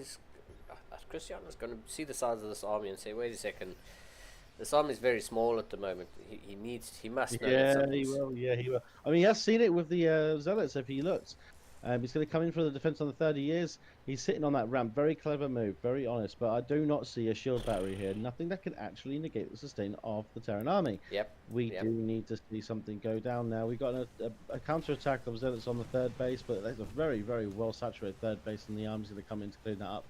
Bjorn has returned home. He hasn't attacked the third. I think he doesn't see the potential damage yet. So he's going to buy his time, be a bit more patient. He knows he can actually get the damage done if he regroups and plans this attack out. For sure. Cristiano buying himself that little bit of time. That's Zealot Rumbar, just throwing Bjorn off just that tiny little bit to the point where, you know, he could... now it looks like Cristiano's going to go on the offensive. A couple more Zealots coming in. Extended Thermal Lance is completed. So, I mean, the splash damage on this Protoss army is going to get a lot stronger. I think the... I prefer Colossi instead of Disruptors in this kind of fight, especially against someone like Bjorn, whose micro is just impeccable, and you know he's just not going to. He's just those Purification Novas just aren't going to hit, and with the Colossi, at least you know you got guaranteed DPS. Might not be the greatest, and they might be easy to pick off in a fight like this, but what a wonderful fight! That's such a concave. I think both sides did a great job there in that fight, actually. Yep. And I do see a reinforcement that's coming in, and we now see Cristiano trying to target the Marines on the main fight. The Archon here doing the bits, taking out a Marauder, taking out more Marines, more Zealots coming on the left. But I do think Bjorn is going to clear it up just about. That Viking sitting on the high ground, just doing the damage, just whittling down the Colossus' health. For sure. And unfortunately, that is wow. That is game number one, unfortunately, like you say, unfortunately for Cristiano. The Vikings, I mean, there was only one Viking at a stage there, which got taken out quite comfortably, and then, I mean, the second Viking just showed up, and I think there just weren't enough Stalkers to whittle down those Vikings, and that's it. Well, I'd also like to say, Battleby and Gerald are in a 25-minute game. Wow. They must be slugging it out. Out. Yep, I'm very much looking forward to seeing the results of this. This is game one from what I can see. So, race check. Yep. We don't need that again. Yeah, we almost had the same start. But yeah, both players ready to go. Both players rearing. They're like, let's just go, let's go. And Cristiano's now Cristiano's raring for it. He's like, we got to do this. Come on. Yeah, we gotta bring it back. He is focused. He is ready. We saw that in the last game, but that is a very hard game for Protoss. I think the map really gave Beyond the edge there. It's just a little too much dead space, and then he just had to wait for Cristiano to come in on the attack, and then when he did, it was just game over. That's why he pulled back. I think he felt there was going to be a time now where Cristiano was going to have to move forward, and unfortunately, that was it. So, just to kick things off in this round, as you all know, we've represented them already before. We're going to say it again and again and again for all these fantastic players we have in the top right, beyond the Blue Terran, the Reaper Nerfer. And his opponent in the bottom left, representing Onside Gaming. Give it up for the red Protoss player, Cristiano. Yeah, beyond having probably just having defender's advantage there, and the units just popping out so close to where the aggression was actually happening. And that's probably what just won that battle there, because Cristiano looked like he had it, man. I mean, Bjorn lifted the CC and pulled the boys, and he knew exactly what he needed to do to defend this. And I mean, Cristiano still made it look like a fight, but perhaps just staying a little bit too long. Or once you're that deep in the engagement, you can't just leave. No. It's either you win or you lose at that point. And, absolutely. Yeah, that's how it goes. But we got a little bit of spicy. Here we go, Bjorn with the NG Bay block. Cristiano not even going to bother attacking that SAV. He's just going to go take his expansion somewhere else, and Bjorn going to... That was close, man. Bjorn nearly got the block off on the second Nexus location, but the probe giving him some angry words. Yeah. Probius is like, I was there the day on Aya. How dare you disrespect me as such? Yeah, how dare you. But here we go. Actually, like that in the Heart of the Swarms. You know when you play as Probius, you ever played it before, Heart of the Swarm? No, I haven't finished it, no. Oh, brilliant game. And it's basically League of Legends, but a bit more cartoony, a bit more friendly, I would say. Okay. And essentially, you could play as a probe, and it's Probius, and it's in the League, the Legacy of the Void intro. Yes. The probe that starts the pylon. Yes. That's Probius. Oh, he cool. is a senior probe in the Protoss army, and that's why he was down there. and he was the one that initiated the invasion. You could play as him. He puts down cannons as part of one of his abilities, which I found quite ironic that they not ironic, but I was quite proud of the fact that if they were going to represent Protoss units like that in Heart of the Swarm, not Heart of the Swarm, Legacy of the Void. Heroes of the Storm, HOTS, they would make it a cannon rush. Absolutely awesome. Let's see. What do you think of the start here, though? For I think it's an interesting start. Yeah, 100%. I think it's going to have interesting consequences. Yeah, I was going to say, how does this? Guy like Beyond? Yeah, how does this work out for Protoss though? Having to take your third base as your natural. I mean, I know what kind of effect this has on a Zerg player, but in PvT now it creates an avenue for Terran to attack in from this north side. I mean, let's look at Beyond's base quickly and let them dance around a little bit. I mean, if you look in the base, it's not a 3 Rex. That's the first thing you got to identify. It's not a 3 Rex. It's not going to be pulling away. By the time he hits that third, as if it was his natural, there would already be a third, aka natural down. I don't think the timings are actually going to be much more difficult. I think it's more about the presence that he could do it that will throw Cristiano off, not the fact that he will do it. Yeah. And I think the fact he opened up Stargate, knowing that, was very ballsy. So either he knows how Beyond plays, or he's not afraid of the repercussions of this. Now we do see there's not much going on in the natural of Beyond. So actually, when you think about it, Cristiano has a much stronger position. Yeah, is Oracle gonna meet up? There's adepts around Beyond's natural.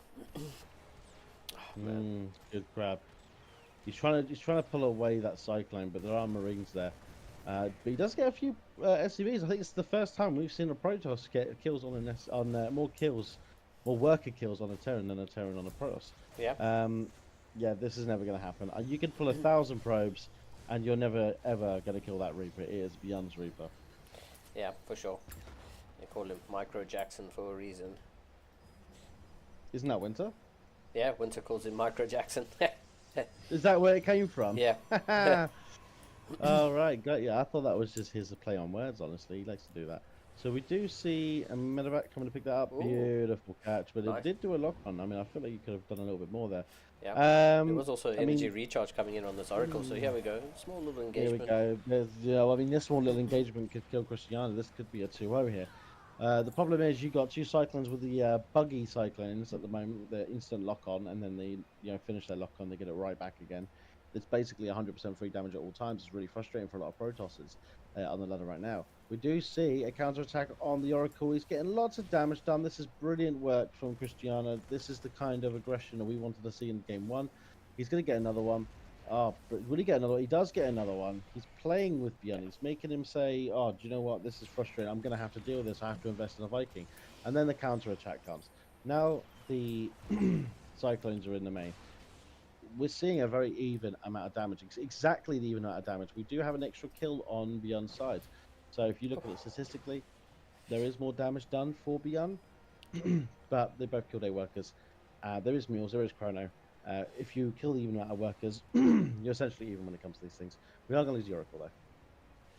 Yeah, that's a slight feel bad moment, but yeah, I'd actually like to see Cristiano patrol 2 Stalkers there. I mean, Stalkers are going to be in the mineral line. Nice catch with the Cyclone, and then there we go. That is a beautiful catch. That's exactly what you needed to do. Well done, Cristiano. Awesome. He's trying to do the same thing. He's trying to get those. I keep seeing Protosses do this at high level. They try to get the Stalker engagements and the natural of the Terran, especially a good Terran like this. I find it very frustrating because those Stalkers are losing health. Okay, we can lose the shields, not a problem. But look at this. We've got 2 Brew Stalkers. He's not getting in. Yes, he's building a presence. Yes, he's getting the scouting done. But pushing in and taking a shot from the tank, in my opinion, it's just not worth it. Not for your Stalkers. They're very expensive, especially in the early game. Look at it. Oh wow. I mean, unless the Terran throws away units like that for free, that's crazy. Yeah, Yeah, perfect blink there by Cristiano, just waiting for that Viking to start the landing sequence, initiate the landing sequence, and yeah, just getting that done before losing the probe. Yeah, nicely done by Cristiano, and Cristiano kind of needs that little bit of momentum going into this. It's only a best of 3, and he's going up against Beyond, so he's going to need all the all the help he can get. There's still no third base here from Bjorn. Let's not I forget actually that. feel like Bjorn's playing a little bit worried here. I don't know. I mean, he's playing extremely defensive. He's getting his 1-1. He's getting his stim. I understand he doesn't have a lot of DPS right now, but this is a very defensive side to Bjorn I don't think I've ever seen before. I'm used to seeing this guy on the map doing double drops, triple drops, doing Reapers, Winter Mines, just anything really. Yeah, something for sure. For sure. But like you say, he does look like he's playing a little bit defensive, possibly a little bit too defensive, allowing Cristiano the opportunity to build up. As we've got the Robo Bay coming, there's going to be a big move. Bjorn's taking all the tanks. Yeah, Bjorn's taking all the tanks. He's taking absolutely everything. Excuse me. He's going to snipe some Marines. He gets one, loses a Stalker for it though. Yeah, I mean, there is a Zealot run by that's waiting at the 12 o'clock position. So as soon as this army's gone and Cristiano's confident that this army's moving all the way across the map. There we go. Those Zealots are heading in. Oh, okay. Oh, wow. Look at that move. Yep. I mean, I think these are coming in a little too early. Yep, that's why he pulls 3 away. He target fires the SCVs, making Bjorn go back. Now he knows this is coming. He actually takes a 4th base. Cristiano takes a 4th base, knowing this attack is coming. The ball's on this guy. Yeah, for sure. I mean, oh, here we go. Maybe he'll cancel it. Oh, no, actually. No, he's well aware. I think he's... Bjorn's pulling the boys. God. Cristiano sees that Bjorn's pulling and the boys. And he sees it. And he sees it. There's a lot of weak SCVs here. Oh, he's going to pretend like he's putting them back, or he is going to put them back. We don't know. No, yeah, he's pretending. Oh. Yeah, 100%. 100%. This isn't all fucking in. We do have Sentry. Sentry's one of the most underappreciated units in the Protoss arsenal, not used nearly enough in the lower leagues. And I think that sometimes with Sentries not being used makes a difference between a Diamond player and a Masters player. They're so useful. They're so powerful. They're so good. Getting a cut off on, like cutting this army in half. I mean, I don't know why. I feel like cutting the army in half was far more important here than actually just blocking it, and he didn't even really do that. Yeah. This might go against him because there's a lot of DPS on the back, but then he comes in the back, and this is a huge attack. We got Colossus Stalkers. This actually might be a game for Cristiano. Bjorn has lost the momentum, and Cristiano takes game 2. Well done for the Protoss team. What a surrounding by Cristiano. I think Cristiano splitting his army and just letting Bjorn scan pick up a little bit. Letting Bjorn scan pick up just a tiny little fragment of the army, and then moving in.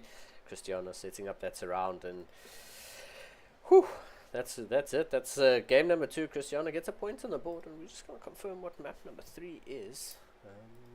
So Battleby does seem to have concluded his game with Gerald after 32 minutes. Wow.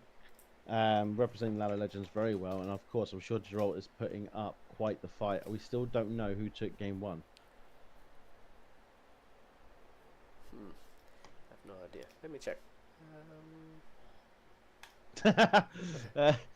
You're like map 3, and Bjorn's like Tokamak. Cristiano's like, I don't know. He's like, I don't know the names of the maps. I just play them and win. That's the one. Come on. That is correct. It is Tokamak. Let's go. Tokamap's going to be a good map for Cristiano, I believe. I think honestly, I think Terran does fine on this map, but this is a Protoss map in my opinion. Do a race check. Yeah, what a game number 2 there, man. I mean, Bjorn, Cristiano, just getting this right scout on there. You know, just checking. Okay, he's moving out. Bang. Oh, he's coming back. He splits off a couple zealots, brings them back in, and sees the pull. Beautifully done. That's exactly it. You know, he's going all out. I was going to say, might even be worth putting down a couple extra shield batteries, but you know, he didn't actually need it. So, I think if there was Widow Mines in that fight, it might have gone a lot different. Yeah. But with it being tanks and the surround opportunity, I was surprised Bjorn put himself into that position. He got caught between a rock and a hard place. I think the sentries were doing the force fields, and I have to say, guys, I am sorry for even remotely doubting Cristiano. Those force fields were just to buy time so we can get the surround. They had nothing to do with blocking him away from the third. Okay, here we go, everybody. I'll go first this time. Now we got in the top right, the blue Terran. Shopify Rebellions. It's beyond. Sorry, at that time, something in my throat. And in the bottom left for what could be the last time, but you know, Cristiano likes to get it to the finals. have the Red Protoss player for Onside Gaming. It's Christiana. Cristiano. As I said, man, this could very well have been the final, but you know, unfortunately, sometimes that's how it goes. That's how the map seeding works, and here we have it. We have them facing off in the semi-finals, and one of these players, unfortunately, needs to move down to the bronze playoff at the end of this map. So, in a tokamak, we're going to see who goes on and who goes down to the bronze. In tokamak, you do see a lot of heavy zealot styles. It could even go into a sky toss. This map holds a lot of opportunities for Protoss. It's because the stalker's position. You can blink in and out of the rocks between the bases. You can be very, very forceful to your opponent on this map. You can even deny the third for a very long time as a Protoss, even on the pro level. I think this is truly going to be Christiana's game if Bjorn doesn't see the opportunity that he has as a race for this particular map. You do see a lot of ghost heavy builds as well on this map for the Terrans. I think it's more just because of the opportunity for the Protoss to do a lot of storms. Okay. Hiding up ramps around corners. It does make for either a very passive playstyle or an extremely aggressive playstyle. There's not really much of in the middle. Timing attacks are very important, especially in the first 7 minutes. If the first one doesn't do well, the map's big enough for you to recover, but let me tell you, it's an uphill battle from then. 100%. Yeah, okay. Slowly start to see some standard openers here. No NG Bay block on this map. Let's not forget that's how the previous map started. And yeah, we just have Christiana. 2 probes patiently waiting, saying, please let me in. As yeah, double gas on both sides, and double gas, yeah. This is how we kick off the last map between these two. I mean, that's yeah. I find Christiana pretty well versed at dealing with double gas. It seems to be he can hold his own in the early game very well. It doesn't seem to matter how much damage you do to him. I think it very much matters in the mid game. If the mid game goes well for Christiana, he basically rolls. But if there's something like someone like Bjorn in the first game, for example, where he just kept putting a lot of pressure on and being very annoying, throwing away units for as a sacrifice against taking a lot of damage to the eco of Christiana. Just being very annoying, very, in my opinion, very obnoxious in the way that Bjorn plays. Can be very frustrating. Yeah. If you let Christiana get the army he needs, get the scouting he needs, he absolutely will do what he did to Bjorn in the second game. Yeah, I guess that's actually a really good point that you raised there. That previous map just shows you the importance of scouting.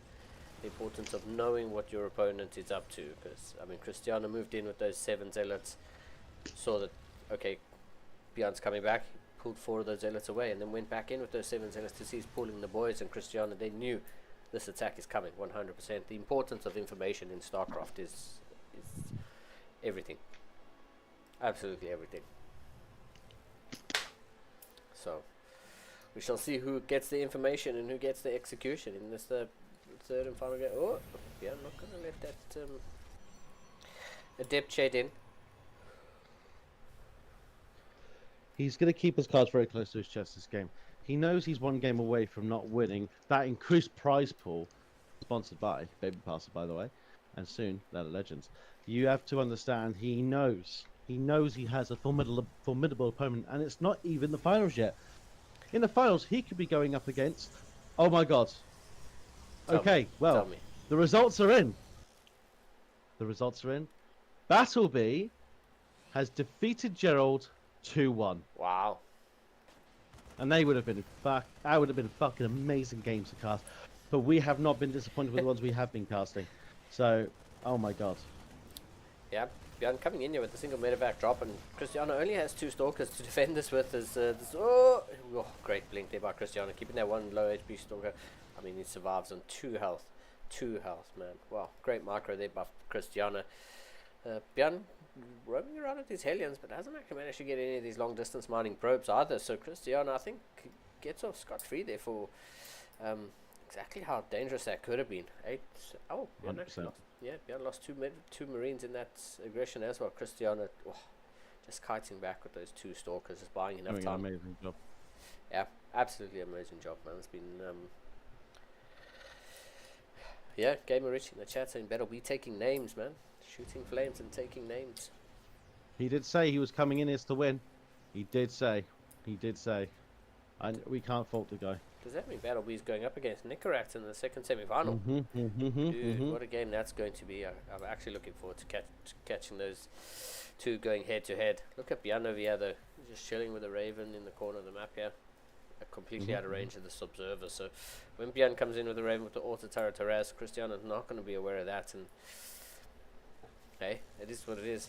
We don't have Bjorn's moving out, and there's the Stalkers, an observer in a position to blink up. Ooh, okay, it's not going to happen anymore.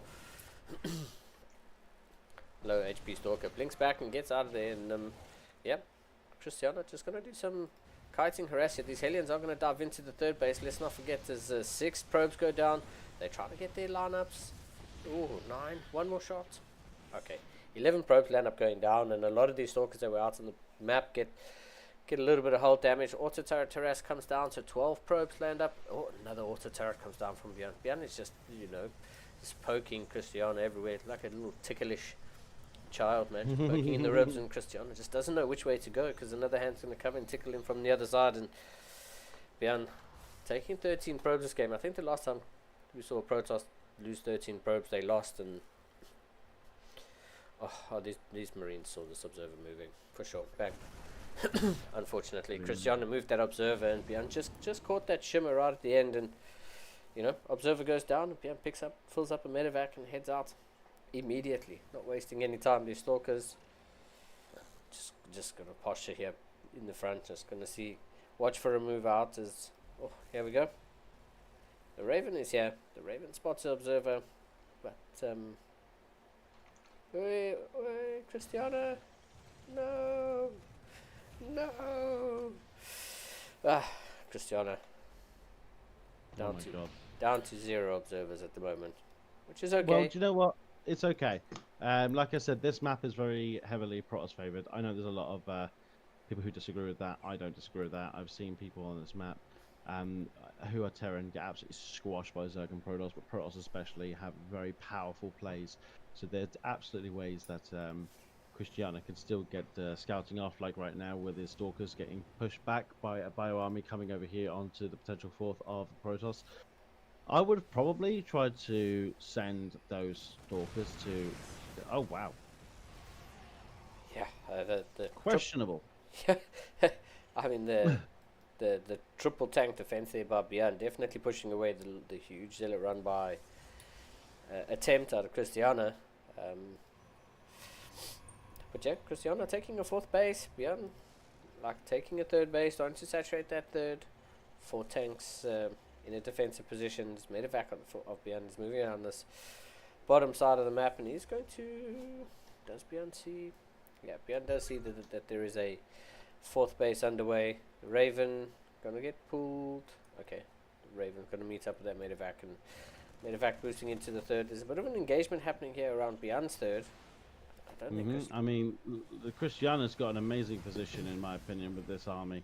I don't see what Bjorn can do to actually counter this, except for the fact he's got a drop on the 3rd. He sends his workers back to mine, but there you go. I mean, the upgrades are there for Cristiano to push that back. Bjorn is only sitting on +1 attack, while you do have Cristiano on +1 attack, but blink, charge, and extended thermal lance. I feel like the upgrade advantage slightly tips in the favour of the Protoss. Yeah, I mean, +2 is about to finish up here for Cristiano, so... these Marines, are they going to... Yeah. No, but that's huge for Bjorn. That's terrible for Cristiano. I mean, oh my god, I think he should have committed to that and attacked those tanks. That would have done a lot of damage, I think. At least picked off 1 or 2, but he's opting to save them. I mean, he is the GM Protoss. Who am I to sit here and tell him how to play a PvT? But yeah, I mean, I'm very surprised. Why is Bjorn so defensive? I mean, is he planning a huge attack with all his workers and everything above? I mean, I just...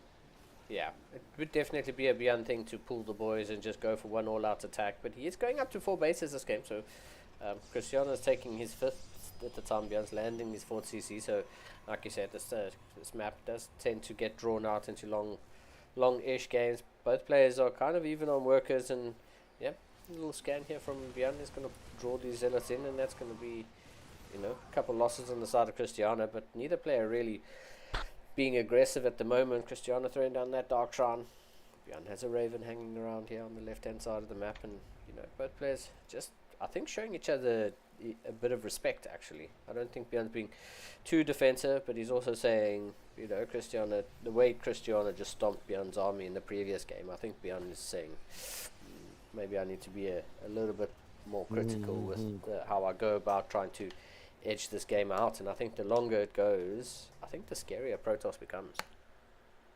Well, for 100% for sure, you definitely can't be.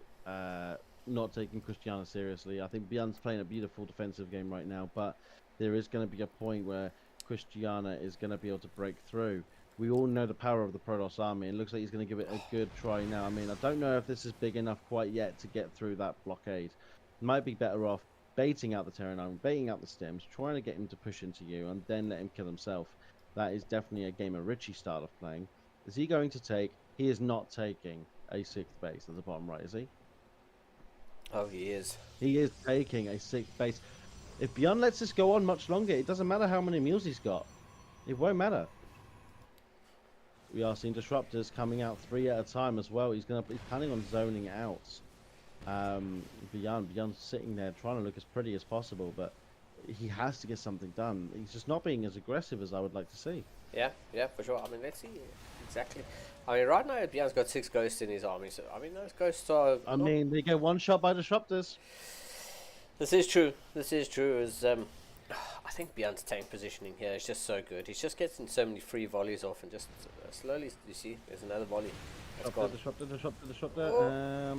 I mean, one already. Yeah, that's all right. Oh my fucking god, yes! Disruptors from yes, downtown. Well done, Christiana. Oh my god, this guy is on another level. Wow. You mean he's taking 3 shots from a fucking tank quite a bit. After that, I mean, come on, Christiana. Yeah. Turn on your keyboards. Stop playing with just the mouse, okay? Come on. Yeah, for sure. I like the... Stop walking into tanks, dude. Come on. Yeah, I think that's just Bjorn's tank positioning. Look how well positioned they are. There's going to be 2 free volleys off here as well. I think Bjorn knows the same thing I do. I think he knows that. I mean, those disruptors didn't do anything. He'd be better off hitting on those tanks. I think he knows this map is heavily favoured to the Protoss, and he has to play defensive. If he gets on the map, Protoss just walks around, kills everything he has. But he's doing a fantastic job getting this fight, but he is pumping out Colossus 2-3 at a time. This is really scary, actually. I mean, it looks good for Bjorn, but... Did you see that clutch pickup? Yes, saving the Colossus is actually filthy. Yeah. Bjorn definitely has no idea that there's a base in this bottom right-hand corner. Yes, it's not saturated, but it will be. Yeah. I mean, he's sitting on 79 workers. I think it's there just so we can get the transfer done. He is making more probes as well, but yeah, as soon as the main base and the natural starts mining out, he is going to be able to transfer over and have another base fully mining, while Bjorn's still sitting pretty on 4 bases. When he gets his 5th, you're going to be seeing Christiana on a 7th base. This income advantage for the Protoss will definitely be playing favour when he wants to do a really aggressive timing attack. Yeah, for sure. I mean, I like the addition of the Liberators here. Agreed. Definitely the correct. Oh my god, a 7th base. Yeah. He's predicting the damage. He knows. He's going to do some kiting. The tank's going to get some free shots off, I think. The volleys are going to be insane, but we need the disruptor to go out, get the disruptor shots out. He's being way too conservative. Christiana, you're just giving him free damage. Yeah. He's just... This damage that he's allowing Bjorn to do is just negating the income advantage that he has just from the bases. But I mean... Yeah, I mean, I wouldn't mind seeing disruptor shots. Just try to take out these rocks or something. Just allow him an opportunity to get in on those tanks. But the tank spread from Bjorn is just so good. Oh, that disruptor. I mean, look, Cristiano, you need to play more Zen, brother. No. You need to relax. I know you're thinking, I'm going to be Bjorn, you know, in a tournament setting. I don't know if you've done it before, my friend, but you need to relax. Yeah, you're in a really good position here. Yes, Bjorn's maxed. It doesn't matter. You're in a really good position. You're starting to build a bank. You're getting the units you need to get, and yeah, he's even started shield upgrade. So definitely. I mean, yeah, well, he's running out of upgrades, dude. You know, Bjorn's got 2 CCs at the front here, but instead he's building the CC on location. I guess that's just for the Sim City. Yeah, it's for the army. That's the ghost snipes. Cristiano, if you're going to go for it, brother. Yeah. Yes, sure. DT's in that army, and it's been scanned. Wow, look at that. Bjorn has intuition like no one else. And he got more ghosts. That's exactly what you want to do. I see the micro slipping here. I think the panic is setting in, but he is winning. He is winning, and he needs to just uphold that winning position. Oh, it's yeah. He's gonna blink in. He's gonna blink on. I mean, this is. I don't know. I Do don't you know. do this? Yeah, I think Cristiano knows he needs to stop those tanks from just getting those free volleys every single time. He's just getting free damage. True. Bjorn's gotten so much damage from those tanks in those positions. I think the blink forward is, it's better to lose a couple units than to just eat continual free damage. And here we go. Now Bjorn's going to get a scouts off on this bottom right hand base. Those Oh, things are truly MVPs. Oh, here we go. What's going on here? What's going on here? it was a good And oh my god, it's another good push. Here we go. Cristiano, shave off those units. Yeah, Cristiano did really well. They're getting after getting EMP'd, he lost the Colossus, but here we go. Cristiano gonna try getting it. Nah, there's just too many tanks protecting that mining gold base. Some reinforcements gonna help Bjorn with this defensive push here. Oh, Viking shows up. And I don't know. That's a lot of stuff on the Protoss side. I mean, he just needs to shut down that Viking before he shuts down his Colossus. His Colossus is going to go down. This is insane. Oh my god, it's just Stalkers and Disruptors left. This is not a position you want to be in as a Protoss against a Terran like Bjorn. Yep, for sure. Cristiano now down in army supply, just barely, but still down in army supply. Bjorn slowly starting to build up the Iron Bank. You see CCs everywhere. It's going to be mules. Eventually he's going to be able to get rid of some of his SCVs. Wow. But the ghosts are going down. We need to see more Disruptors. We need to see more ballsy Disruptor shots. I think he's being far too conservative with them. Does he use them to run away? Is his plan to use them? Oh my god, he's going to snipe that Warp Prism. No, he's not. I think No, after... he's not. He's baiting them. Oh, good blink forward. I mean, he's starting to pick off some units. I guess the trade is fine as long as you're picking off important units. But I mean, the disruptors There's not from enough downtown. splash. Yeah. There's not enough. There's not enough splash. I think he needs a little bit more oomph for this bio army. Otherwise, you know what Bjorn's like. He just rolls over. He is going in for a counter attack at the bottom left. That was really quickly moved across the map. Actually, he just didn't. He wasted no time at all. Oh. That base. Did something happen to that base? Why is it not saturated? On the bottom right, Oh there's a my liberator. God. Yeah. Yeah, I was thinking. I was like, why is his probe count dropping? He was at 79. Now he's at 61. And he's not planning on replenishing them. I think he's just got enough to. Oh my god, that's a huge push. Got another ghost. We know because they're screaming at us as they usually do. Letting us know they're dying. One Colossus. There's a few. I mean, the one Colossus does enough to negate the damage output from Marines, but that base is not going to be. Dude, you're never breaking into that base. You have to let it go. You have to let it go. Yeah, it's probably. Oh, and even here now that the liberator count has gone as high as it has, you can actually see that it's going to be a bit more difficult for the Protoss to break in. Ooh. Cristiano is definitely the sword of the Ire, right? He loves to get in and likes to do damage, likes to break past defenses, but Bjorn has just done such a fantastic job. He is going to lose his base. This is now where Bjorn sits in his element. This is where Bjorn starts doing damage. This is where you have to react. Otherwise, he will pick you apart piece by piece. Here comes the drop in the main. You've got nothing there. Is there a chance of a warp in? There is a chance of a warp in if you've got any available. There is supply for it, but it's just too late. Cristiano, you're going to let him take his whole army. He's going to go down to the bottom right. That's just far too late, my friend. You must have already walked in. That's just not enough. He's going to be going down to the bottom right, taking out that base. He's drawing you in all directions. We all know this is how Bjorn plays. We know. This is how he picks you apart. Needs to be a recall here in the bottom right if he wants to keep the space, but I don't think he's going to. Unfortunately, Cristiano is just... I think he's just allowed Bjorn to be so defensive and just build up the army and get all the upgrades that now Bjorn's in a point where, you know, he can start to do what he wants. The Terran thing. He can start to do the multi-prong and start to pick you apart, because you have to have a strong enough army to deal with this Terran bio, and I mean, unfortunately, Terran bio is just so strong. A good pickup. I mean, you say that, but there's a huge counter-attack coming. This might be a base trade. And I mean, a base trade against a Terran? Not likely. Nope, that is never going to happen. I'm sorry, Cristiano, but I'm just not liking your chances here, my friend. Yeah, unfortunately, I think Cristiano is now in trouble. He gets the recall into the main base, but Bjorn just picks up and gets out of there. He's going to land down here, cancels that in time. Cristiano, well done. Saves himself the 300 minerals, but now he's supply blocked. He's got five supply depots here. There's no robo facility. Yeah, that's beautiful. Well done, Bjorn. Wow. Feels a real little feel bad moment there for Cristiano, because he was in such a good position. He was in such a commanding position. Okay, so Battle B is waiting for us actually. They have opted to wait for the stream, so we do have Nicorect versus Battle B. Bjorn goes into the finals, I believe. Yeah, was that the last game? Yep. Perfect.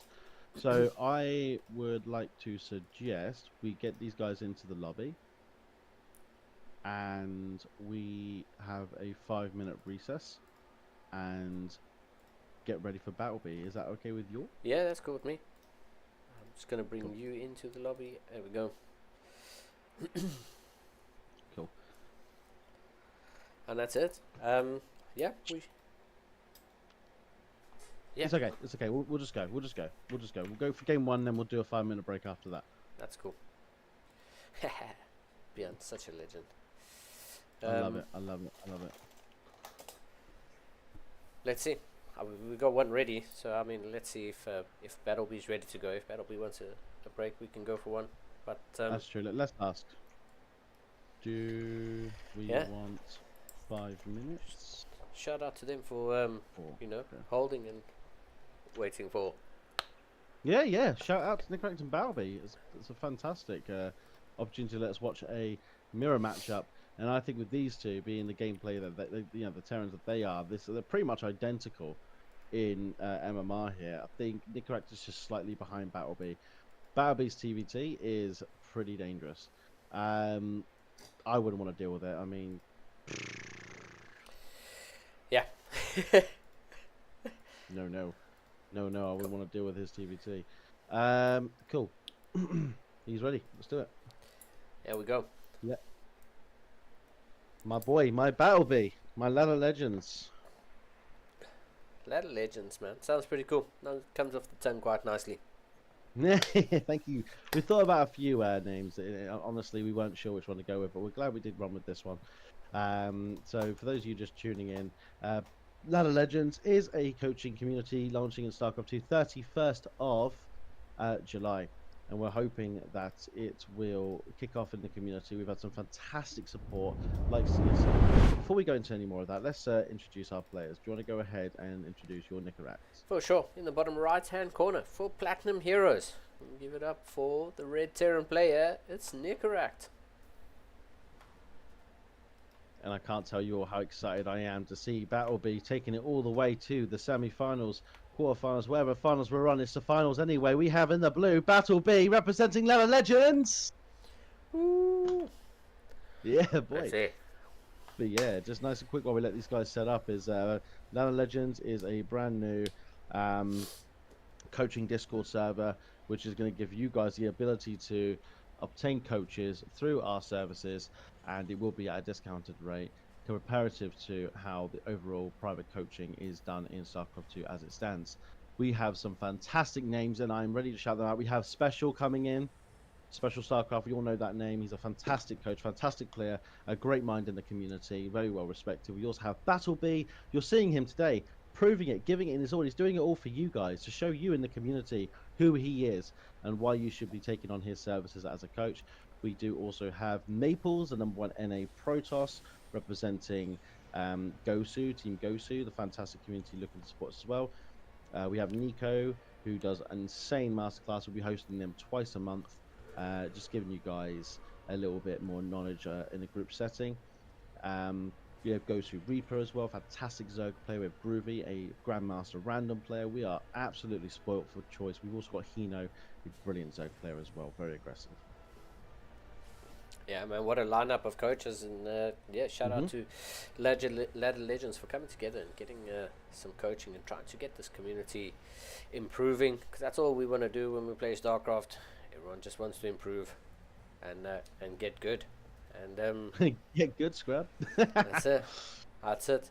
We're just gonna see two players who have got good duke it out in the second semi-final. So that's just how it's gonna go. Well, TVT, we've our got a first mirror match. fantastic yeah, exactly. TVT, our first mirror match, and it couldn't have been. I couldn't have asked for two better players to showcase this at this time in our pool of brilliant players. And again, thank you everyone who's joined us today and given us your all.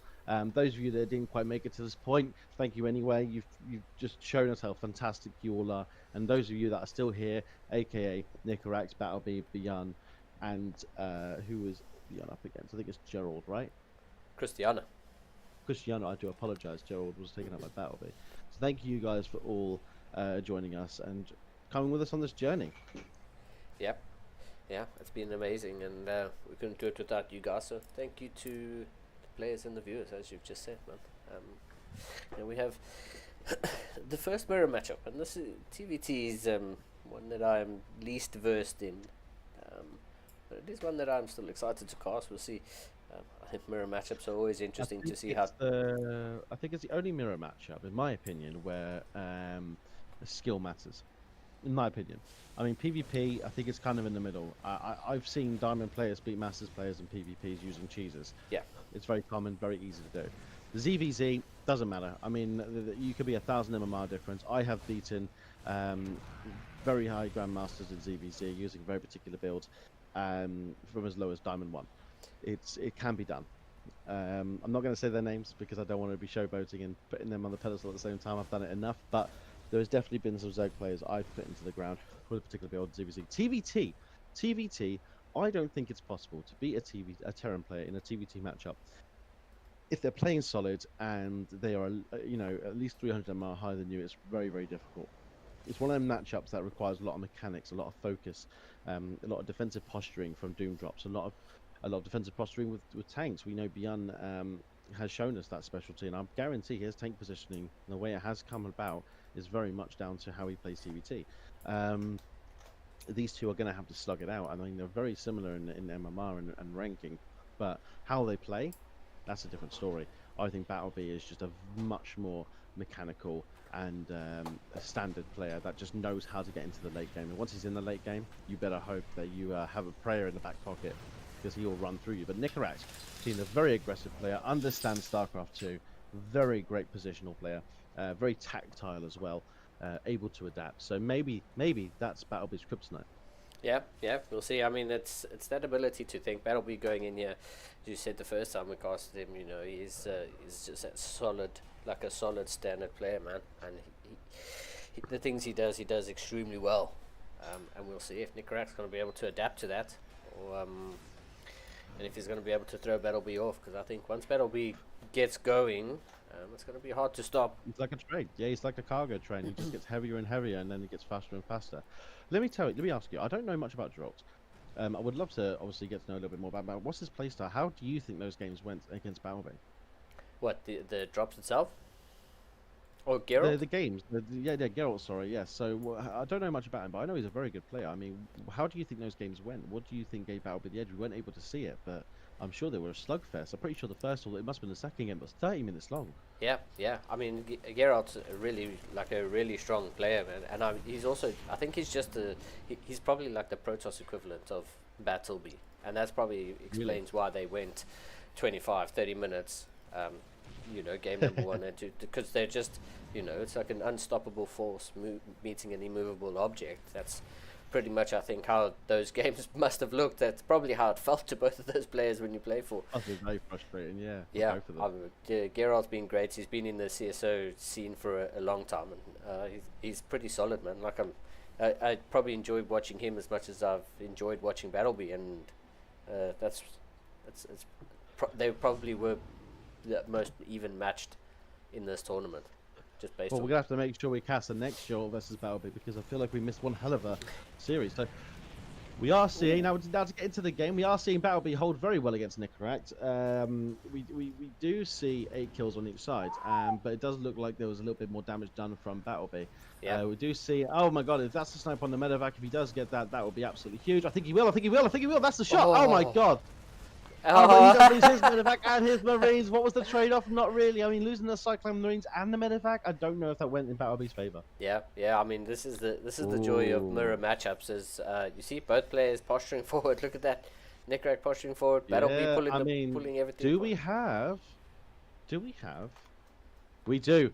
We do have interference matrix. These tanks, if they get interference matrix, I don't know. I don't know how this feels about Battlebee. This might be really hard to stop. I think Nicorax just had the right momentum here. He actually gets the third. Oh no, Battlebee, you need to take the best fight of your life.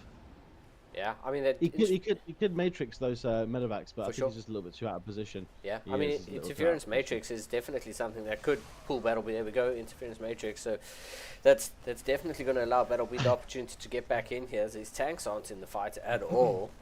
So I mean, do you know what's also very interesting? Neither one of them have stim, so they can't even really showcase the power of Marines right now. It's very, very awkward, very sluggy. We need Battleby to actually just get a little bit more presence, be a bit more mechanical here, get a lot more units on the map. He has lost his third, and Nicaract is landing his. I mean, he must be feeling like a winner right now. yeah, Nicaract definitely edging in that regard. But Battleby is up 3 workers, so once he gets that third CC down, I mean it's fine for now. I think Battleby just needs to steady the ship. He knows Nicaract's going to be ahead somewhat, but you know he's the one with interference matrix. They do have stim. Yep. Nicaract says 3 tanks here, but interference matrix is going to take that out, and Battleby is going to have that advantage. So I think I don't know. It's one too many tanks. It might be a full pull. It might be the boys. It might be the Matrix. It might be everything. Here we go. Battleby, do something, my friend.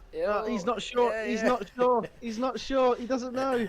Yeah, for sure. I mean, Battleby definitely trying to not lose everything, but at the same time doesn't want to lose everything. So here we go. Both players just scanning, just sizing each other up, and I don't think either one of them wants to commit. Nicaract, you genius. He knew. He knew now was the time to bug out. We do have a huge income advantage for Nicaract. However, the army supply is dead even. In fact, it's looking like it's actually increasing for Battleby way faster than it is for Nicaract. And if Battleby gets the best fight possible, he will take game 1. Yeah, he will take sure. game 1. I mean, I think he's looking for this army, but he's looking in the wrong way. If he goes too far out to the right, the left side will be dominated by Nicaract. We need to be careful here. Battleby, you need to come back. Both of them are clearly very worried about engagements here. Yeah. Neither of them wants to take the engagement that loses them the game, but they have to engage at some point if they want to win the game. Again, ready to push in. I think here we go. The interference is about to go down. He's not watching. He's not watching. This is huge. Oh, he can just walk in and kill everything. He's not picking up. I think the micro's going down. He's losing all his tanks. This is exactly what Battleby needed to get back into the game. He is now ahead of supply. Yeah. And now he's about to steal. But then we got to drop in the natural. Don't be pulling the workers. Come on, Battleby. You know better than this. He can hold this with the tank and the Marines, but those SCVs are taking damage here, man. Yeah. He's going across the map. He's going. Look, map. He's about to get an absolute ambush on Nicaract. Yeah. This is a fantastic opportunity. Unfortunately, He's sniping the medevac. There's no pickup, no sustain. This is it. This is it. Battleby is taking this game. There's absolutely no way for Nicaract to defend this push. And well done, Battleby. Yeah. What a way to get back into the game. For sure, Battleby definitely was up against it there for a moment, but Nicaract, I mean, leaving that army out on the map instead of going home, maybe he kind of expected Battleby to, you know, not push across the map there, and that's just another example of just getting caught out in the wrong place. Nicaract's army getting caught out there, and Battleby took the engagement that he needed to take. It was, yeah, it was a really interesting game number 1 between these two. I just think it's another prime example of just getting caught out and in the wrong place on the map, and that's it. We saw. Wow. We cannot doubt. We cannot doubt Battleby. I really thought he was going to lose that game. I thought he was just a little bit too behind, but actually, I was wrong, and I'm so glad I was wrong. Yeah. That is absolutely the way you want to play a TVT. Well done, Battleby. Yeah. Let's see. Just waiting for a. There we go. Lobby invite, and we'll get game number 2 underway. There we go. Absolutely. Oh man, what a showing there by Battleby. You know, showing that patience is key in StarCraft, and absolutely, he did such a good job. Not getting ahead of yourself is really important. And Battleby getting the first points on the board in the semi-final. I think that's so important for your confidence going into this series. Is you know, who gets the first points on the board, and it allows you to think about how you want to play the rest of the series, because you know your opponent just has to mess up once really badly, and then it's your series, and you're going on into the final. So kudos to Battleby for 100%. Kudos to Battleby for getting that done in game number 1. And speaking of Battleby, here he is, bottom left hand corner of Tokamak. Blue Terran SCVs representing Ladder Legends. Give it up for our winner of the last game. It's Battleby. Yo, Battleby. And of course, we got the man who needs to redeem himself against the man, the myth, the legend, the Battleby of Ladder Legends. Give it up We're in the red Terran. We have Nicaract representing Platinum Heroes. Well done, my friend. Well done. Yeah, I mean, this is definitely going to be a good series, and I really hope Nicaract can bring this one back because, yeah, he is a My legend. girlfriend just came downstairs. She said the casting sounds really good. I think we've got the Slavic approval, but we are seeing a very naughty little thing coming out of Nicaract. This is really risky. This is really risky, Linglad. I mean, if this doesn't work, he's out. Yeah. So this has to do something. I'm wondering, is this going to be Reaper, or is this going to be Marines? I mean, if you were in this position, 1-0 down against someone who just played as solidly as Battlebee did, what would you go? Reapers? Yeah, I think Reapers is the right choice. I mean, I wouldn't do this. I feel like Nicaract wasn't behind. I think Nicaract was doing well. He just was out of position on the map, and I think Battlebee got into his head, and I think he wants to do the same back to him if he wants to have a chance in. I think taking him in a macro game and then winning that macro game wouldn't do the same if you beat him in a Reaper, proxy Reaper situation. But Nicaract, and being the player that he is also going to be able to macro out of this if it doesn't work out. Yeah. We need to see Battlebee shut this down very quickly. We need him to see what's happening, and he does see it. This is huge. I was going to say, how many Reapers do you wait for before you go in? And well, you have to go now. You have to go now. You've been seen. You've been caught. There's nothing you can do. You've got to do your micro. You've got to do the business. Yeah. He saves that one SCV and replaces it with another one. He's unfortunately, Battlebee already lost some health on his first Reaper, so he's going to have to do some fancy micro here. Nicaract is absolutely showcasing why his micro is fantastic. He drops down the low ground. Very little actual damage has been done. As soon as this Reaper and these Hellions come out, it's going to be a very different story. But unfortunately, there is just a little bit too much coming out of Nicaract, even if it was caught. But there's just not a reactor. There's no way he can get units out in time. He's going to have to find a way to 2-3 his Reapers with his workers, and the Hellion is about to come out. We are going to start seeing a factory go down for Nicaract. He hasn't done enough damage, I think, for this proxy to have actually been worth it. Yep. We need to see more eco damage if he wants to come out of this battle unscathed. But we are down to 1 Reaper, 1 Hellion. Battlebee's being very patient. He's playing this very well.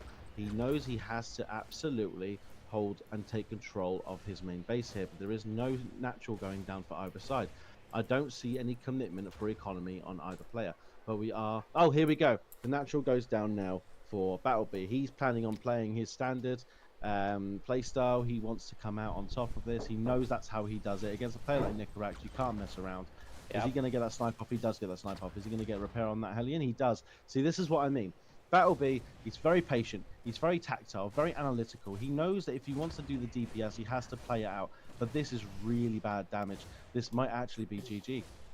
Yeah, six SCVs so far. Make that 7 going down is... Yep, I think Nicaract... I mean, these Reapers are kind of low HP at the moment. Nicaract also has a Hellion that's joining up here. So, I mean, let's not forget that, that both of them can make Hellions. And now... Oh, here we go. Oh, big push up. No, I'm afraid it looks like Nicaract has done the right call. Oh no, the Cyclones come out. There's still Hellions. There's DPS going down. We still have his natural being built. This is absolutely in favour of Battlebee in this fight. Yep. He just has to keep that Hellion alive. Well done, Battlebee, for defending this. He needs to keep the mechanics going. No, he's floating minerals. He's floating gas. He needs to start using it. He's replacing... Oh, this might be Banshees. This might be Banshees, everybody. And if it is... Ooh.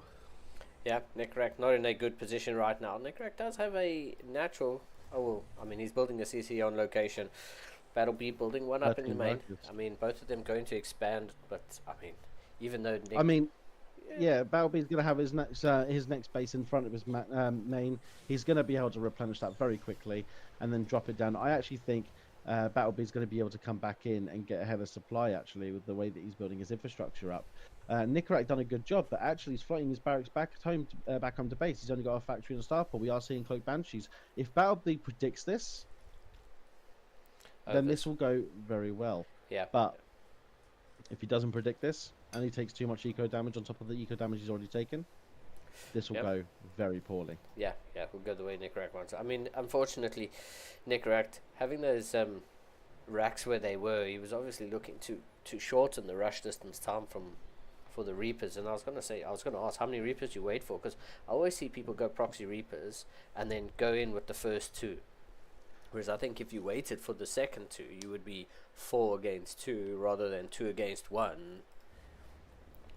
But I mean, it didn't pan out, and you finally see the racks coming back to base. They're going to land now, and only now can we start resuming production out of those facilities. So Banshee Cloak Banshee Cloak and Field is just finished up on the side of Nicaract, and it's actually going to spot these 2 Hellions coming into the natural. So are these still the nicely done, this is nicely cleaned up. Well done, Nicaract. Yeah, Nicaract getting the Cloak Banshees in there. And, Oh my god, I tried not to sound so biased there, but it did not work, did it? No. It was a beautiful start for Nicaract. I think it was the right move. You don't want to. I think he's figured out Battleby. I think he's figured out that he's one of those players that will go the distance. And if you let him get to that point, like we saw in the first game, absolutely you're in for a world of trouble. But if you get him in the early game, you catch him off guard. There's very little that could have been done anyway with the way that build was set up. But here we go. Battleby, show us what you've got. Yeah, gonna be good. Both players on match point now. It's the last time. Well, one of them is going to go on to meet Beyond. I mean, we're definitely getting a TVT final, and I wouldn't want to be one of these players going up against Beyond. I wouldn't. I mean, I know Battleby. He's told me. He says he's going all the way. He's not scared of anyone.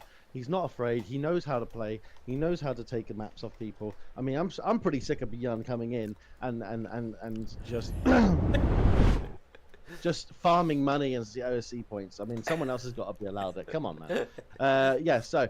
In the top right-hand side, in the red, we have the wonderful, the beautiful, winning last game with a Proxy Reaper. You dirty dog it is, Nicaract, representing Platinum Heroes. And his opponent in the bottom left-hand corner, as you said, looking to go the distance. Give it up for the blue player, for Ladder Legends. It is Battleby. Woo! Come on, Battleby. You got it, my guy. Obviously, I want both of these players to have a fun time. I want them to play really well. I want to give them equal chances, but I'm sorry. This is my first team. Battleby's representing. He's going the distance. He's taking map after map after map, and I'm just really excited to see how he manages this. He's going double gas. There's no proxy out for Nicaract. There's no scout from either side. I mean, I know that scouting is not always that important in a TVT, but I mean, after being proxied, I definitely would have sent 1 or 2 around the map just in case. Yeah. I mean, but do you expect your opponent to proxy twice? Would they proxy when they're on match point? I mean, the catch-22 of it is, I mean, this is a good some map. players will say, like some people will say, they won't proxy twice because who proxies twice, and then find out they proxy twice because you thought they wouldn't. Yeah, that's exactly. And I was going to say, this is probably a really good map for Proxy Reaper because you can hide them up here behind the extractors. Up here, that's not going to be a Reaper pathway. Do you know what I mean? The Reaper pathing's never going to go anywhere near that. So if you were going to double proxy, if you look at the POV of Battleby, you'll see this man is going absolutely amazing. He's popping off. Oh yeah, yeah. This is going to be really awesome. Really awesome game number 3. Got Dave Tester in the chat. Yeah, Dave Tester. Thank you, Dave Tester, for joining us today. I wonder who else is in here. Dave is the man. He's the man. He's a great guy. I'm glad to see him here, showing support for the CSO scene, the Ladder Legend scene, and the Baby Pass scene. Absolutely fantastic.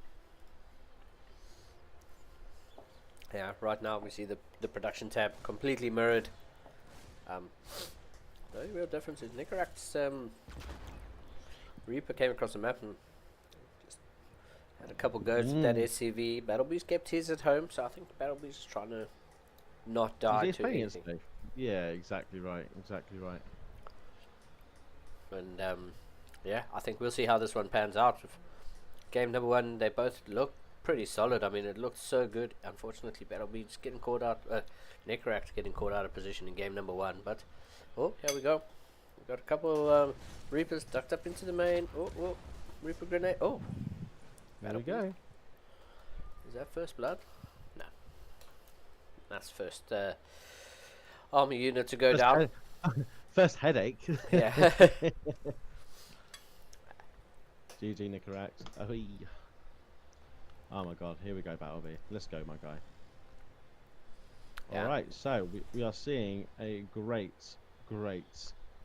play from both sides. You know, Battleby playing to his strengths. Is he going to bait that? He's going to bait that. That Hellions dead. Oh wow, that is not a good start for Nicorach, and then that Hellion as well takes a lot of damage, but they do get out. But the Reaper heals. We don't care about the Reaper damage. That's why a lot of people target the Hellion. Because guess what? The Hellion can't heal. He tried to get a little shout off, but yeah, Nicorach gonna get out of there, having lost just that one Hellion. Battleby though, following up with a medevac, drop those units, giving chase or not, just gonna get picked up and get a little boost across the map.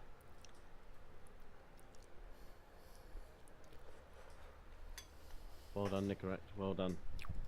Okay, let's see what Battleby can get done. I mean, this is a pretty dangerous attack. We have got no upgrades from either side. I mean, it's pretty strange actually when you think about it. I mean, I didn't realize TVT was played at this level like that, where upgrades were sort of an afterthought. But maybe that's just because I'm not a grandmaster, and that's maybe why I'm not a grandmaster. Is because oh my god, I really thought those Marines were all going to take a shot off the Yeah. mine there. Very clever. Yeah, I mean, this is very well handled here by Nicorach. I thought there was going to be a lot more damage done. Nicorach was kind of pulling his units back and then decided to go for the counter attack anyway. Here we go. Does Cyclone get the lock on? Oh, lock on onto the Reaper. Okay, I thought we were going to get the Cyclone lock on from Battleby onto Nicorach's Cyclone. But here we go. Battleby Still putting on the pressure. I think this is a very aggressive style from Battleby. I mean, although obviously he can play most styles, he is still a very high level Terran, but he is doing bits. He's absolutely on the map. He's making sure that Nicorach does not get an advantage here, but that is a very dangerous Cyclone lock on. Oh my god, well done, Battleby. Let's see if we can get more damage on. That's absolutely the right move. You're going to lose that medevac. Nicorach will be chasing that down. So 100%. He's going to get a kill. How many workers can he get? Is he trying to aim for... Oh, he's got a Cyclone in. Is he going to get that? He gets it. Wow. He gets the Raven. That's actually going to be so much for Battleby here as he pushes forward. Is he going to get the double shot off the Cyclone? He does.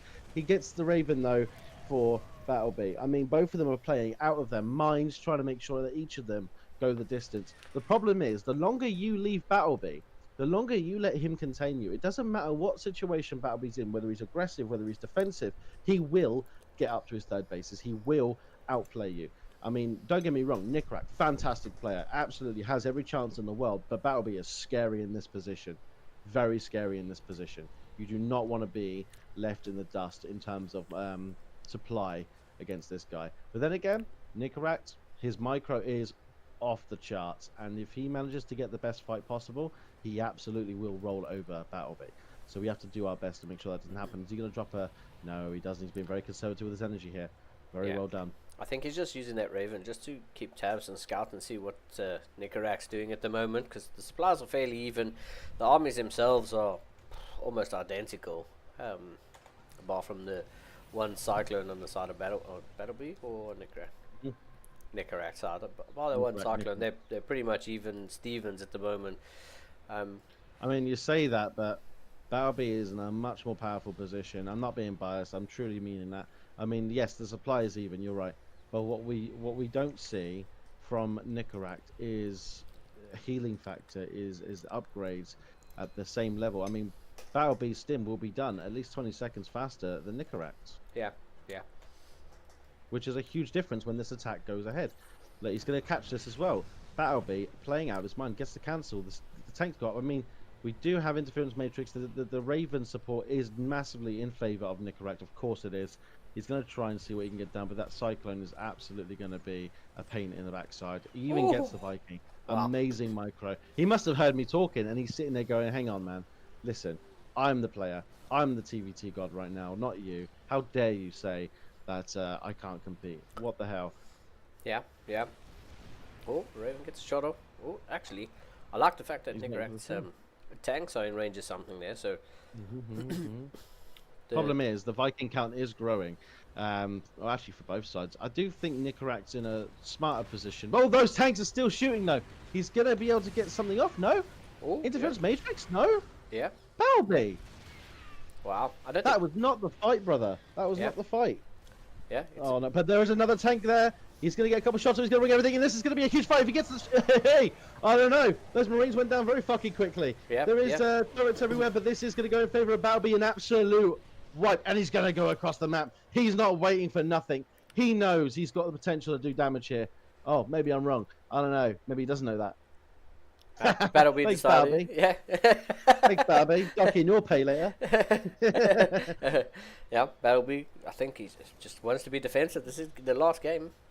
This is the road to the finals. He's popping off. He's taking out the sky. He wants that supremacy. He needs to heal that Viking. Otherwise, he's just.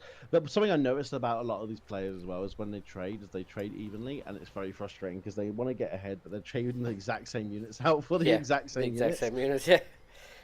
And it's sort of like, come on, man, you're too good. I'm too good. We're basically staring in the mirror, pointing at each other, going, "You're better. No, you're better. Come on, guys. Come on. Let's see the works." I mean, the tank count looking pretty solid. I mean, let's see who's got more tanks. We've got 3 for Nicorette and 5 for Battleby. We've got 17 Marines for Nicorette and 25 for Battleby.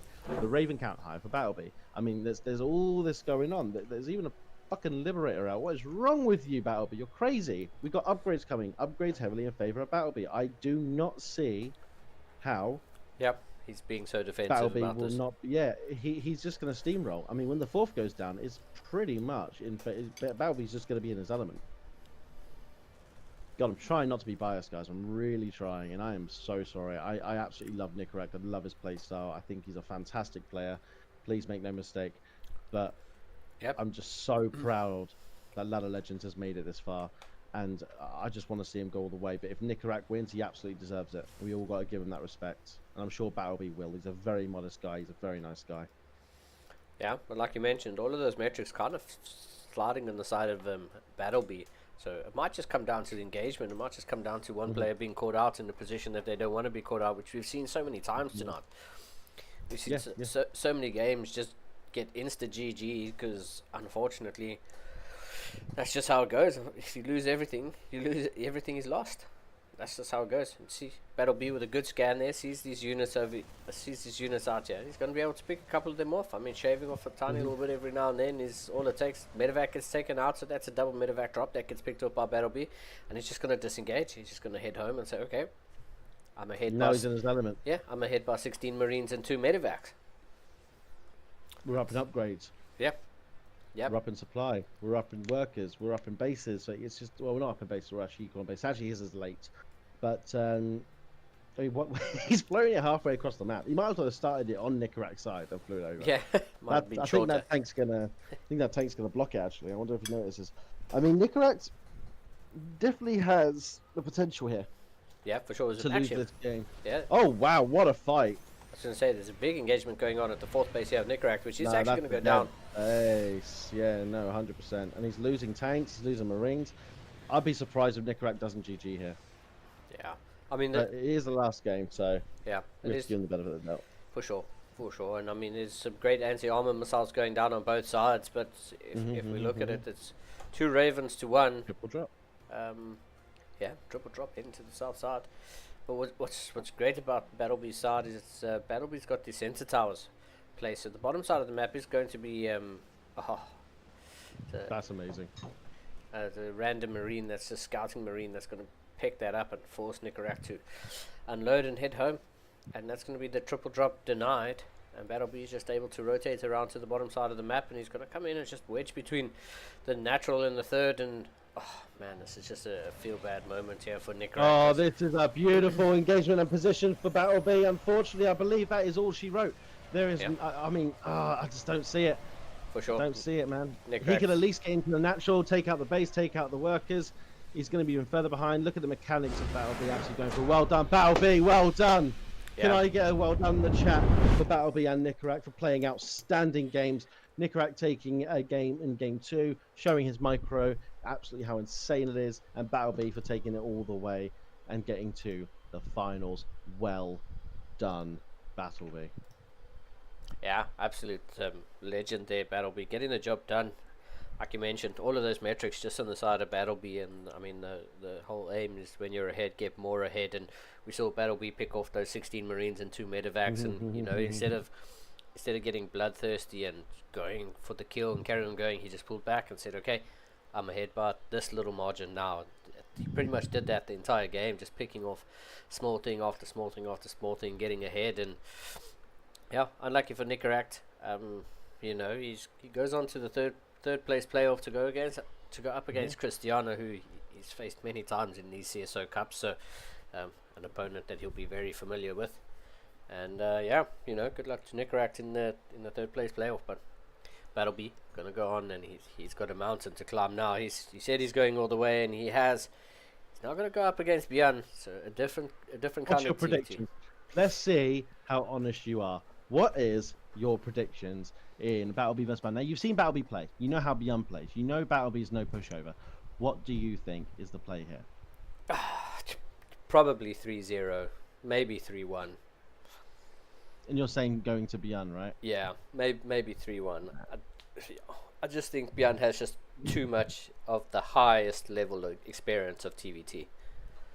That's probably the only thing that's going for him. So Battleby's going to have to pull something out if he's going to, get the upset. I'd have to call it an upset. He's going to have to pull something out of the hat, but I think he might only be able to pull that out once. I think, unfortunately, Björn just has the experience. But I mean, I would be more than happy to have the results go the opposite direction, or for us to even go to a game 5. That'll be amazing. 100%. I think we're definitely in for a treat. There's no way that I don't believe anyway that Battleby will lose. I don't down without a fight. Doesn't look. No, I don't think so at all. Not at all. But yeah, I think Björn just has the experience element here. But I mean, Björn probably doesn't have the experience against Battleby, and maybe Battleby brings something to the table. Maybe he's just mechanically that solid, or he's just He's gifted. Yeah, I mean, he showed the composure there, the mentality of saying, I've picked off this little bit. I'm gonna go home and regroup. I've done this little bit of extra damage. I'm gonna go home and regroup. He doesn't look like he gets into that mindset of, I need to go and kill and win the game. And that could that could work out in Battleby's favor here. But yeah, let's see. I'm really looking forward to this. I hope everyone at home, or everyone watching, is as excited for this as I am. So 100%. I'm very, very excited for this game. I think it's going to be amazing. They both have insane, they're both insane mechanically. They're both strategic. They both know what they're doing. I think it's really important that Battleby keeps his composure against Björn. But I do know he's not afraid of him. He told me today, he says, the only person I'm even remotely thinking would give me a hard time is Björn, but don't worry, I got this. And he has shown that left and right across this game. I mean, like you said, right? Geralt, an amazing player. We saw Triple almost get a game off Battleby. Nicarax, not a slow, not someone you could push over. Absolute beast. But Battleby is just again and again and again, just proving to everyone he is insane. I believe in Björn. I believe in Battleby. I think both of them are gonna absolutely troll these two games. I think it will be a slugfest. All we can do is cross our fingers and hope that it's not going to explode on the rest of us. I guess it's just going to be that kind of game. TVT. I don't know if Björn's favorite matchup is even TVT. I don't even know if he has that kind of mentality in that matchup. What do you think? Yeah, I don't know. I mean, I'm just thinking Björn's entire gaming career has been going up against the likes of like Maru, Innovation, TY. I mean, I have to throw Big Gabe into there, the gatekeeper of Europe. I mean, it's not the greatest, but Björn's entire career has been against facing some of the greatest Terrans of all time. And yeah, I think unless he's in pain or something's bothering him, I think we're just going to see a great StarCraft from both sides, and I'm really looking forward to seeing what Battleby brings to the series, because I think this is going to be one of the best finals we've ever seen. Even if it's a 3-0, I think Battleby's going to make it feel like a 3-2. He's going to make it feel like a 4-3, even though it's only a 5-series game. I think Battleby's going to bring that much energy to it. At least I hope. There's my hope. 100%. They're ready. Let's go. Let's get this going. I mean, I'm really looking forward to this. We play. I don't know if this is 100%. I don't know if Björn is at home Story Cup, perhaps, and so the Yeah, the so, ping. yeah. I don't. Then the ping's not going to bother him very much. I agree. Because I was worried about that in early on, but You tend to care about your guys, so I understand that. Okay, here we go. So I have let a me photo with introduce- Björn. He was so awesome, man. What can Oh, I say? I won't do that. That's just you showing off at this point. Come on, man. What? He's my homie. Okay. Let's say out loud for everyone in the back. Everyone in the back, can you hear me? Here we are. We got the blue Terran representing Ladder Legends, taking it all the way to the finals. Robbie Prouder. Everyone in the chat that's Ladder Legends, shout out now. It is Battleby. Absolute legend. And in the top right hand corner, representing Shopify Rebellions, the Red Terran player. Give it up for Björn. It'll be so cool, man. Nice to see. I can't wait. Yeah, man. Can't wait for this game, guys. Can't wait for this game. He is taking it all the way, and now he's up against a world champion. He's got a lot to prove. There's no dicking about here, guys. No dicking about. He has got to switch the fuck on. Yeah, I mean, like I said, from what I've seen of Battleby, you know him better than I do, but from what I've seen, I feel like even if the results make it look really tough, I think you'd have to watch it to see exactly how tough it was, because Battlebe's going to bring the fire, and you know, let's see how good Björn is. We know how good he is. Let's see how good he is today. Well, let's see how good he is against Battleby. I think is the best way. Yeah. I mean, look, I know it's a hype thing. I know it's a hype train, but Battleby is just on fire, man. He wants to win. He wants to represent, and he is doing a fucking fantastic job, absolutely destroying. And remember, guys, he is our coach over at Ladder Legends, and we're very, very proud to have him on board, as well as all our other coaches. And you'll be seeing more updates very, very soon. If you have any interest in coaching services like Ladder Legends coming to StarCraft 2, we are a subscription-based service. Discord, it will be packed, absolutely packed with resources, video on demand, replay analysis, replay packed, and the best meta discussions in the current meta. We will also be hosting masterclasses and give you an opportunity to book some one-on-one time with your coaches internally, with their rates largely reduced. All you got to do is shoot myself, Cheddar6602 on Discord, an email address for a newsletter, or just say you're interested, and I'll try and keep a top of that on your Discord and let you know when we're live for an invite, and you will get access to an exclusive, dedicated coaching service. We have the support of the likes of Dave Tester, Enki, and the fabulous CSO, which is fantastic. We could not have been luckier. Thank you all for your support. Oh, and obviously as well, Team Gosu, showing us a lot of support on their side. A fantastic team, and always striving to be the best in StarCraft 2 and providing their players with the best tools. Absolutely amazing, dude. Oh, very nice. Lovely breeze coming through, just to keep me cool, calm, and collected for this explosion of a final that's about to happen, man. It's going to be amazing. It's going to be absolutely amazing, and I'm really looking forward to it. I mean, we do have to pick a time though to have these tournaments where there's not Home Story Cup or something, or WCS or EWC happening at the same time. We'd love to get more people in here to see these wonderful games. I mean, yeah, for sure. For sure, but that's kind of how the calendar goes sometimes. We can look at it though. We can definitely look at seeing how the scheduling can change to accommodate.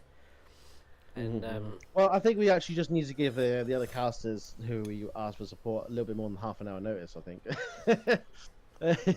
That might also help. I mean, yeah, you might be. That was on me though. That was on me, not CSO, by the way. I'll shout that out now.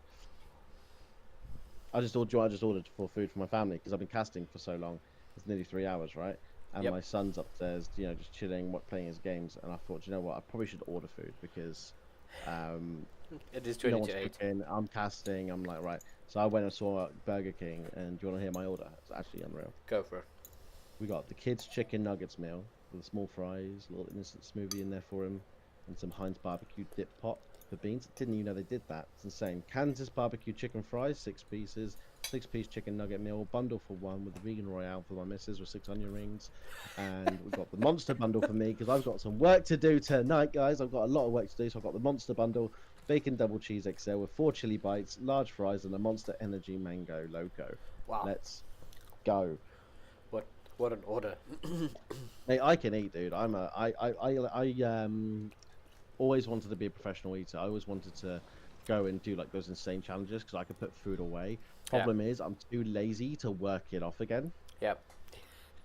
So I would just be massive by the end of the day, and it would just never go. I'd be putting on like, God, probably like 30 kg after a year, maybe more. Yeah. And I just wouldn't be able to shake it. I'm already quite heavy, to be fair. I'm like 5'10", and I'm sitting at 94 kg. I don't know what that is in stones. Let me check. I don't know, dude. 6.5 stone. kg. 6.5 stone. I don't know. That's a guess. If I was 6.5 stone, I'd be dead. I don't know how much a stone weighs. How much? That's like asking how long is a piece of string, man. Oh, 95 kg is 15 stone, so I'm about 14 3/4 stone right now. Obviously, I do need to get rid of that a little bit. I'm just waiting for my missus in the chat called Slavic Rich 97. I'm just waiting for her to go, huh, you fat bastard. Yeah. She's that kind of person. I mean, honesty from your loved ones. That's all we expect. It's not honesty if you're. I was going to say a word. I'm not going to say that. I still want to bed to go to tonight. Okay, here we go. So we do see Battlebee moving out. Beyond's doing his Beyond things. There's 2 Cyclone and Reaper, just checking everything out. We've got a 3rd landing. I mean, it's pretty mirrored right now, actually, guys. I mean, it's looking pretty good. I mean, I think Battlebee just seems to be always slightly faster mechanically. Have you noticed that? Like with the upgrades, with the buildings going down, I just feel like the man is always slightly quicker. Yeah, he definitely has this opener down. I mean, they've actually been mirrored. I've been watching the production tab, and it's virtually been identical. I mean, it was almost identical with the timing of the interference matrix. They both went Raven first. Being super obnoxious right now. Yeah, it's just they've both been on point. Look at the supplies. They, almost identical. Upgrades going down. +1 combat shields. +1 armor. Oh my God, Bowie's playing his little heart. He's at 500 APM currently, averaging 411. Beyond's sitting back and chilling at 320. And if he loses this game, I can promise you that APM's going to climb. Yeah, he's going to say, okay. It's a very passive game. He's probably going to plug his keyboard in. Yeah, at if some he point. loses this first one. Yeah, then his mouse. Yeah. He's using a laptop. He's using the touchpad on the laptop. Yeah. Oh, he's going to target. Oh, I thought he was going to target 5 of those medevacs there. He picks up the 2 weakened Marines and puts them in the medevac that the Cyclone was targeting. Dude. That's actually crazy. I've never even seen Clem do that. What the fuck? Yeah. Battlebee bringing out all the stops, man. I'm sure his blood is pumping. I mean, this is what he wanted. He said he was going all the way. He said he was going to do this, and this is, he's doing it. Is this best of 5, right? Yeah, for sure. Oh my God, nah, man, it ain't gonna be a. Oh, he gets the Cyclones. Oh my God, Battlebee, you're actually so hot.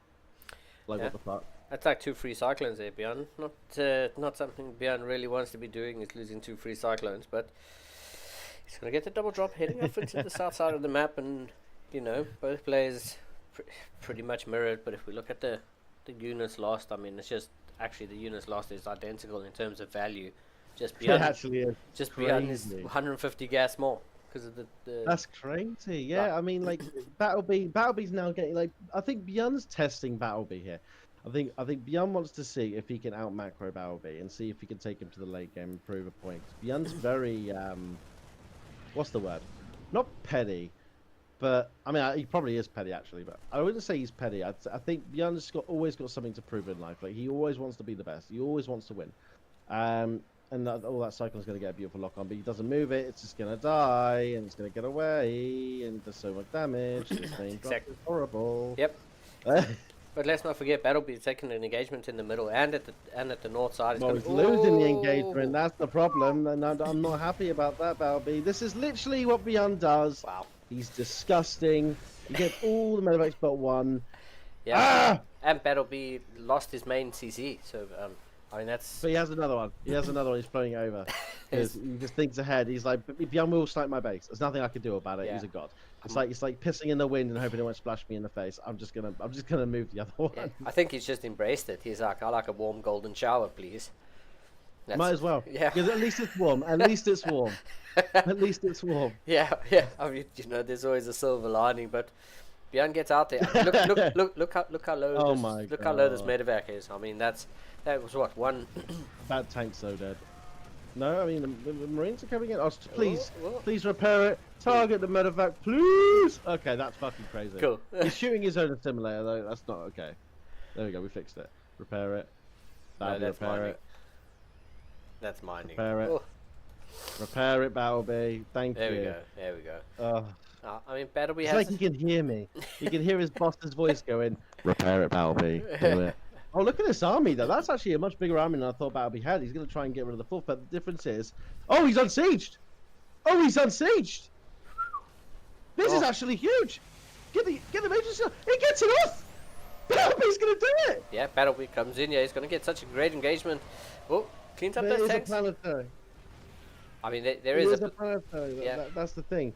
But if that wasn't a planetary, Jan was fucking dead, dude. I mean, But he's still gonna get it. was Actually, gonna say- he's gonna get it. yeah, I was going to say, even though it's planetary, it's still going to go down. And this is Battleby just showcasing that Wow. engagement. I've taken a little victory over here, and so what I'm Wow. going to do is I'm going to back off. I'm going to regroup. I'm going to assess the situation, and then go again. Bjorn got a little double drop heading into the but south side. There's a triple drop defending it. I mean, what was that micro there? Oh, Bjorn, he hasn't picked up all the Marines. No, he's going into the main, but there's tanks, there's Marines. I mean, Battleby's absolutely killing it. This guy is a phenom. Yeah. Why is this guy not playing in EWC? What the fuck? Oh, these medevacs are definitely going to be trapped in here, and all we need is one Viking. Oh, Oh, come he's on, pushed Battleby. out. Come on, Battleby. Notice it. Why does Bjorn get away with this shit? That's Yeah. crazy. It's so unfair. Beyond things, man. It's beyond things. But look at this army in the middle of the map here for Look at the Battleby. tank, look at the tank, look at the tank on the top left. He actually kills the top left BM mid, or he cancels it because It there's was a a tank cancel. there. Yeah. Shelling it. Oh, that's crazy, dude. That's it. The +3, the +3 armor is coming to Battleby, not attack. I think he didn't have enough resources and doesn't There we go. realize he can click it. Oh no. I mean, the armor's going to come before the attack. Sorry, before +3 comes for Beyond. He needs to hit when that +3 armor happens, just so he has something to work with. Otherwise, he's going to be at an upgrade disadvantage. We know how that looks in TVT. Also, sorry everyone for fangirling earlier. I got really excited. I probably screeched a little bit. I'm a man, but I'm a man who's willing to screech.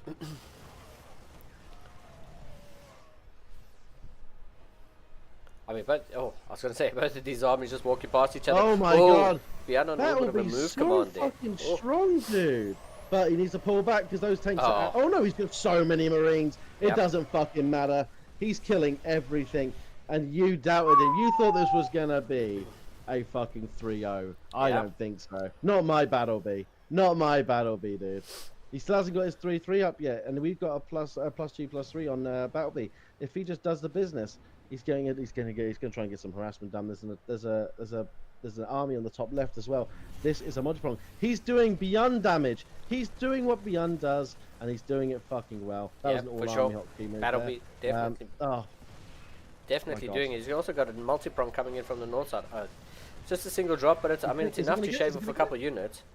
I mean, he needs to be careful. Beyond's still Beyond. I mean, he's not going to be able to, like... I mean, if he drops in the natural with all his tanks, is that what he's planning? I think he is. There's so many tanks. Oh, honestly, I'm clairvoyant. Oh my god, that is huge. But he has to be careful. He's got the anti-armor missile going. Those tanks are going to target fire the Marines. We got more tanks on the low ground as well. I mean, I feel like it was a good investment. There's lots of damage being done by Battleby, and he gets out. I mean, for sure, that was worth it. Yeah, I mean, Battleby He's- definitely. I mean, he's just showcasing what we've seen. You know, the mindset of get out when it's time to get out, and not overstaying his welcome. Yeah, I mean, He's putting Beyond in a position like Beyond. But did I not say, by the way, Beyond's average APM right now 400? Did I not say he was chilling earlier? He's plugged in his keyboard, turned on his headset, plugged in his mouse. He swapped the laptop for a gaming PC, and now he's ready to play. Yeah. He's seeing this guy. He's going, I really underestimated it. He's going to catch. Why does Battleby catch everyone out? He needs to go to the third.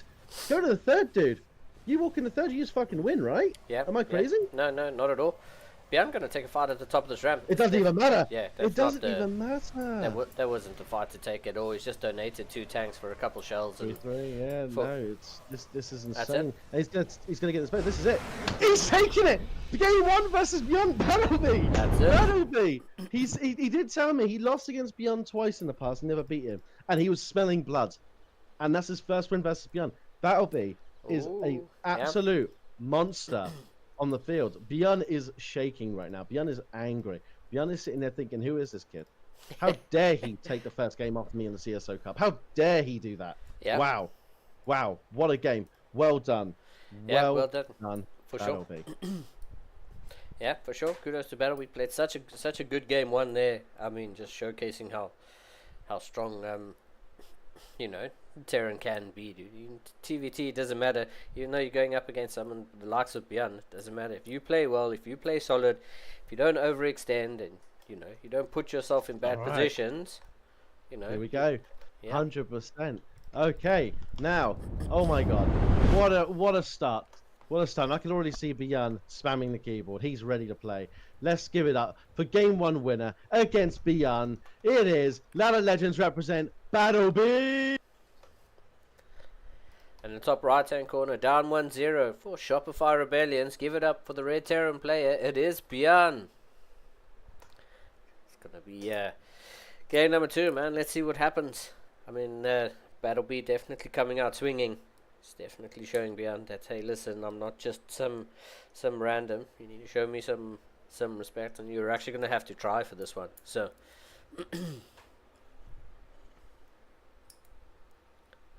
Yeah, we definitely looking forward to seeing how the rest of the series pans out. Battle B definitely bringing the fire, man, for sure. Absolutely, for sure. There we go.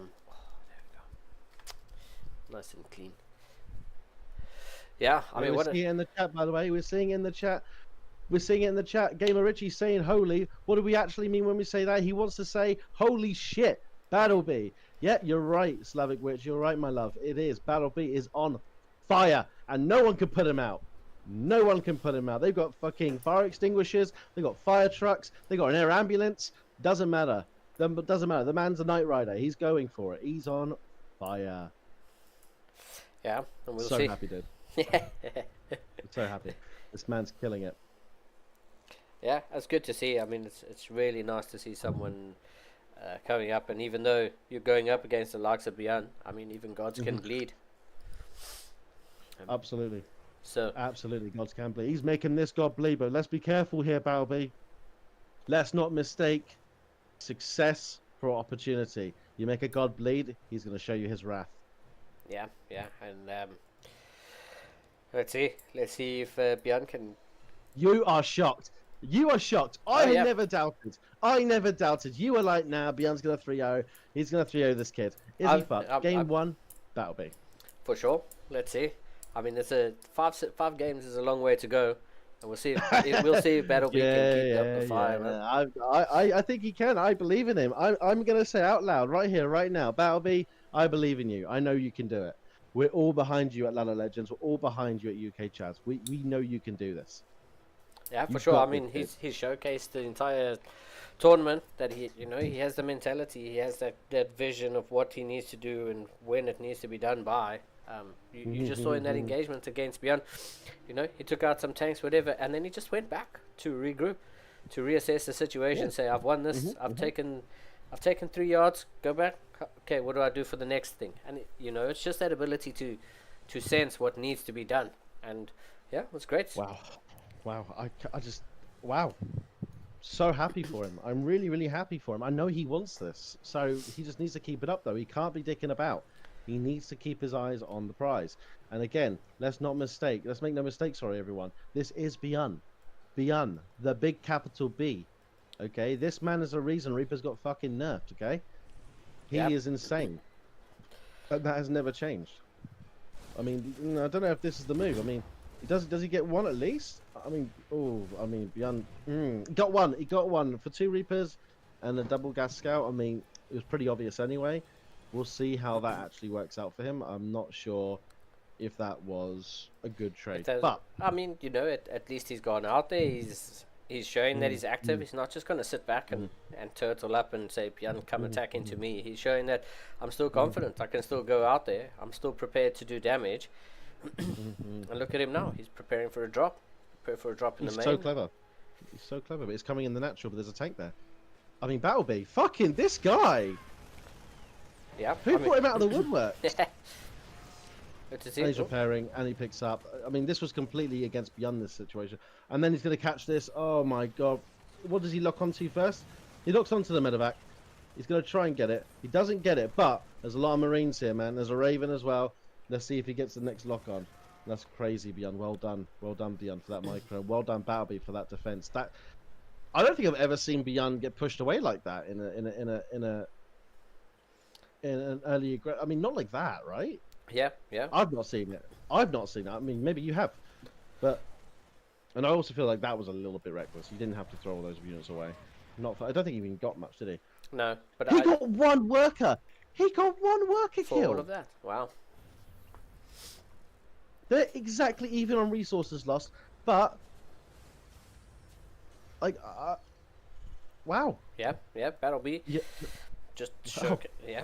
He's just showcasing some really. We don't good- even know what to say, dude. Yeah, dude. We don't I even mean, know what it's, to say, dude. it's Like, so it's so good, man. It's nice to see some high level StarCraft getting played. Or doesn't matter who it is or who it's against. It's always great to see some. agreed. Agreed. It's always great to see some StarCraft, and Battlebee's definitely bringing the heat, man. He's definitely saying to Bjorn, if you want this, you're gonna have to work for it. Yeah, he is. Yeah, he is.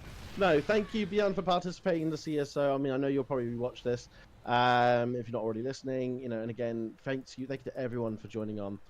We're so happy to be increasing the prize pool over at Baby Parcel to help you guys at least get paid a little bit for what you're doing. I mean, you definitely earned it. We certainly love seeing you here. We hope to see you here every single month, competing, battling it out, duking it out for the wonderful people getting entertained by your stream. Yeah, so good, man. And it's nice to see StarCraft being just sustained, man. Not revived, because it's not dead, but it's just being sustained by the community. And it's, yeah, it's great. It's things like this that keep us going. So, Exactly. yeah. We'll see. Look, I mean, almost identical again in terms of upgrades, in terms of timing. Battlebee just seems It's to be crazy. on point with. He's on his level. He's on Beyond's level, and that's scary to say, because who is this guy? Like, how long has he been playing for? Like, have we seen him in any big tournaments? No. Well, why the fuck not? I mean, damn. Yeah, yeah. I mean, I guess it's a good question. Great questions to ask. Oh, are these units going to catch the move out? Battlebee going to get the. That tank might shell it. Oh, but he moves it. Wow, that reaction time. Well done, Battlebee. Well done, Beyond, for knowing how to poke that guy. Who wins this fight? Probably Beyond, right? No, Battlebee. Battlebee, stop winning everything, man. Yeah. Give him a chance. Give him a chance. He's a veteran. Let him cook. He gets a Marine. He gets 2 Marines. That's crazy. Beyond must be fuming, man. He must be fucking fuming. Yeah, I for want to sure. learn this build, dude. I want to know what this build is. It's fucking scary, dude. Yeah, I mean, if you're looking for Terran coaching, Battlebee seems to be the guy to go to. Looking for Terran coaching. I own a coaching server, dude. Yeah. Do you know what I mean? Like, it just seems No, like but this. to be fair, like I would always pay my coaching. Personally, I wouldn't ask for any like discounts or any freebies. Yeah, But I mean, it's just, yeah, it's just the way, man. Just the way. You can see Battlebee just slightly ahead in terms of that center tower timing. And Bjorn now moving across the map, saying, hey, I need to get something done here. But look at Battlebee. He's got the Viking. He's got the air superiority here. Bjorn's ahead in army supply for some reason, but the air superiority definitely going. And there you go. What huge volley of from the Vikings there. Gonna push this entire army back here. One of the Ravens almost knocked out of the sky. Battlebee in a pretty good position. Bjorn going for a quicker 4th base. I think Bjorn saying, well, I need to get ahead economically here. His army is superior to mine, and they're even on tech, so I need to get ahead economically. Yeah, look at that. Battlebee knew he wasn't winning that fight. He knew he had to get out of there. Wow, he's back again. He's about to snipe those medevacs there. There's no getting out of here. But there is an attack coming down. Is Battlebee prepared for it? Yeah, I mean, there's big attack here coming out the front for Bjorn. Bjorn's still got that force in the back of the main. Oh. I think this is it. I think you're right. I think this is where Beyond goes. No, sorry, dude. You took the first game, but that's it. Yeah, well done, Beyond.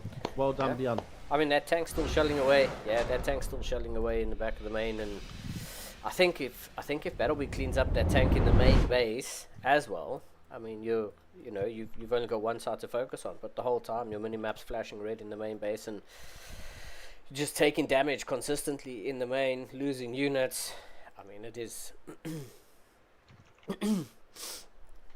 I mean, it's yeah, it is what it is.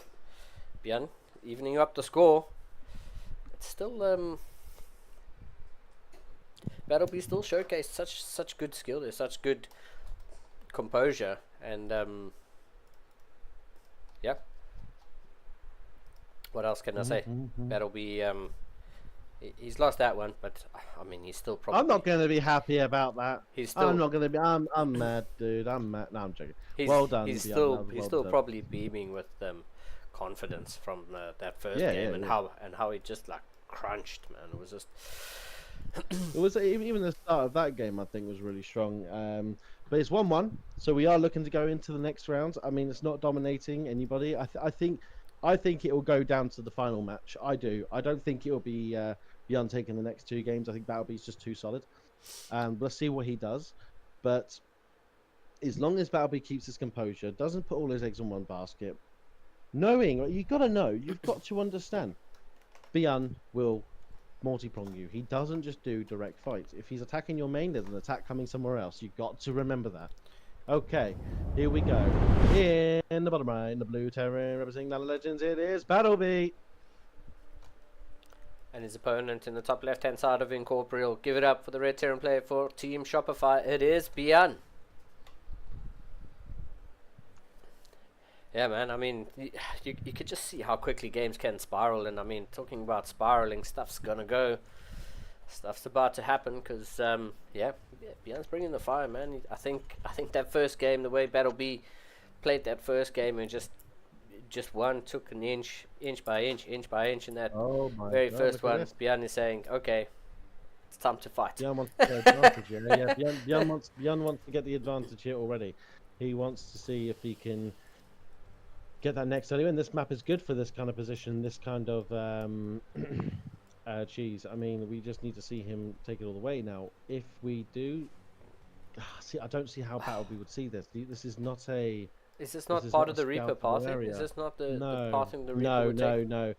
The pathing takes the. Up the left. No, it does. No. Yeah, it takes up the left. It takes up the left usually. I'm pretty sure, just because of the ramp in the middle. Yeah. Because it usually runs past and then goes past it. I think this is why Björn picked this spot. So what are we going for? What's the opening? We are seeing Reapers. So again, this is where Battlebee, I think, sort of struggles a little bit. Where if he doesn't expect this, he tries to have an economic read the opening, and if he gets that out, he has to see this though. He has to know how to defend it. Björn's micro, I have to say, is a lot better. I think it's probably one of the best in the game. I just don't know. I don't really know what to say. For sure. I mean, in about 20 seconds, we're gonna see how this pans out. And this is my question: do we wait for 3 and 4, or do you go in just 2? I think it's 3. I think it's 3. Just because he wants to just overwhelm Battlebee very early on with his micro. If he gets 3, it's one-shotting. No, I think it's 4 one-shots workers. So yeah, he's 2-shotting. You know, but he also needs to be able to kill his 2.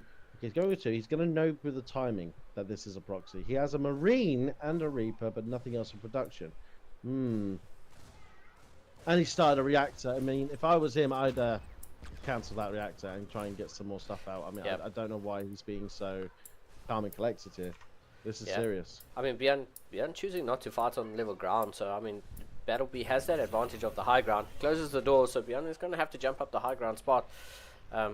Cancel on the CCs is good.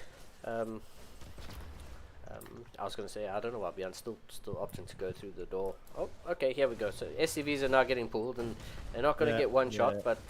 unfortunately, this is now DD. 100%. Okay, that's fine. He's doing his business. We've got one more game to go. If the it's up to Björn, so let's see what he can do. Yeah. I mean, he took a map off Björn. He should be really proud. Dude, I mean... You can't look at the cheese and be like, you know, that's how it goes. Look at the games that went the distance, and that's what I was saying. Even if it was a 3-0, Battlebee was going to make it feel like it was a 4-3. Look how close those games were. So, did I get this right? Yes, I did. But that's just the cheese, and I mean that they're in the game for a reason. So. Look, he's making Björn sweat. He's making him have to work hard for this. I mean, I'm really proud of him. There's absolutely no reason why Battleby should be stressed or upset in any way, shape, or form. I'm Yep. very proud of him. We're all proud of him on our end, and he is doing the business. Now, I would be worried. I would be worried for everybody if Battleby practices a little bit more. The next cup, what happens then? You Yeah, know, he's got his goals. We've set some very passionate goals for our guys, and we want them all to succeed. So this is the first game, the first time, sorry, he's representing us. So as I'm about to say, in the bottom left, guys, as we've been talking about him over and over again, because he's been playing absolutely phenomenal. Let's give it up for Battleby, Ladder Legends. And in the top right, going on to match point with a little cheeky 2 proxy Reaper cheese. It's a red Terran player for Shopify Rebellions. Give it up for the one and only Beyond. Yeah, I mean, cheese is cheese, man, and that's just how it goes sometimes. If you're not ready for it, it generally hits, and when it hits kind of hard. We saw the cheese. Well, Beyond's micro, yeah, definitely. Yeah, and we saw the cheese against Nicorach. Earlier, with the cheese got found out, and we saw how difficult it was for Nicorach to seal that victory out when it gets scouted. So, I mean, the double proxy Reaper cheese is quite rough, and it hits quite hard. So, you know, Battleby, I'm sure he's just saying, man, cheese is what it is. He's going to clear his mind and go into this game number 4, you know, just with that solid mindset that's showing that class that has been showing us all tournament. And I'm looking forward to seeing Battleby make him beyond sweat in game number 4, man. Ultra love. That's how it goes, and we'll show some ultra love to the players in the chat. Let us know what you guys think, how this game's going to turn out, and what you guys think how this series is going to end up, because this is the final of CSO Cup 81. And I mean, they're playing their little hearts out, guys. They're still. Oh, hang on a minute. Hang on a minute. This is not double gas opener from either one of them. It's a mirror match. Yeah. It's a Reaper fast. I've just realised. What the hell am I just realising this for? And Battleby is again just slightly faster. Yeah, just that fraction. That fraction. I mean, and he showcased how important it is to get these little inches in every single game that he's played in this tournament. And let's hope he can continue this, because, you know, he's 100%.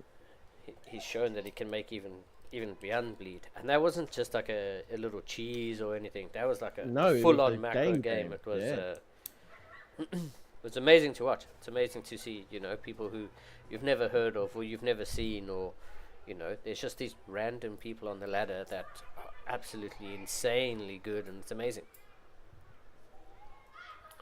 Absolutely amazing. And yeah, let's see. I mean, I'm really looking forward to seeing how this one pans out, because there's no cheese just yet, and looks like we're just gonna set up for standard. No one's doing anything too crazy. They're both expanding. They're both gone for 1-1-1. This is the beauty of StarCraft, is even as a standard game. I mean, it might look boring, but it's definitely not. I don't know if Beyond wants to do this, honestly. I don't know if this is a good idea. Yeah. I mean, I keep saying this, and I've been right every time. Do not let Battleby Cook. get situated. Yeah. When you do that, he's a menace. He's a pure menace. He's completely terrifying. Both of them sitting at 400 APM right now.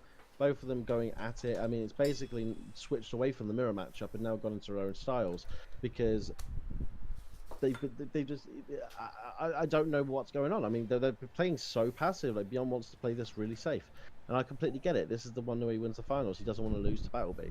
Yeah. He loses the Battleby, he loses his win streak. He loses his prize pool to be in the first place.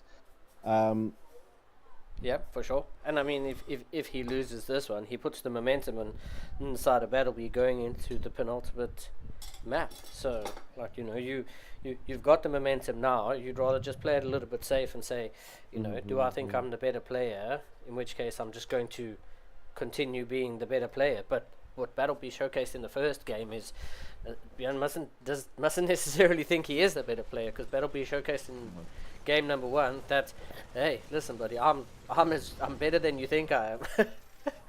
Yeah, 100%. I mean, Bjorn losing oh my God, look at that. He knows. He learned from the last game. This is what Battleby does. He learns. He realizes if he's attacking in one place, there's going to be an attack somewhere else. He knows that. So he put his Marines in position in the natural. He knows that those headings won't be able to get him without taking a lot of damage, and they're already taking some shots. They're already in the yellow. The main's been deflected. He knows if he could just deflect Bjorn's bullshit, he can get himself up to where he wants to be. I mean, whoa. Is this for a third? Well, they're going across the map. They're going across the map. We tried this in game 1, Bjorn. I mean, is he going to try and park it at the third? I think so. I mean, this is a very powerful strategy. Battleby might not be ready for it. Do we have interference matrix? Yes, we do. Yeah, so Battleby's But definitely only for Battleby. Yes.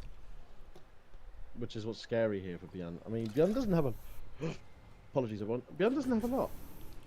Not for an attack like this. I mean, here we go. He goes into the main. There are 2 buildings in construction. Nothing more annoying. That tank barely in range. That's really fucking annoying, actually. He needs to cancel that building to make that money back. He's got his own tank there. Defender. He's basically shut this down. Bjorn wants to do more with this. He's going to have to pick up that tank, move it closer, but he doesn't. He sieges up there. There's a Reaper there doing the business. He's going to try and catch that off. He's just going to try and shell a little bit and do his business. But he does have interference matrix. Is he going to use it? Yes, he is. Well done.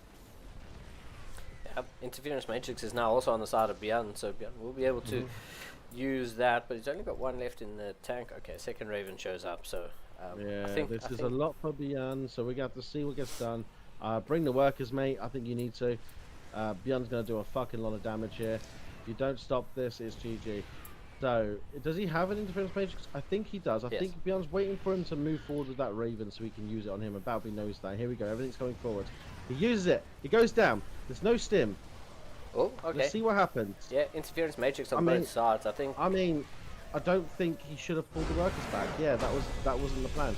I think if he'd kept his workers there, he'd have defended that push, but there was a third base down for Bjorn. So, unfortunately, Battleby did not take the trophy. But to make it to the finals and take the first map off Bjorn, well done, Battleby. You should be proud. Yeah, for sure. I mean, and to take the first map in that fashion, man, it wasn't as if it was just an easy walkover or whatever. It was an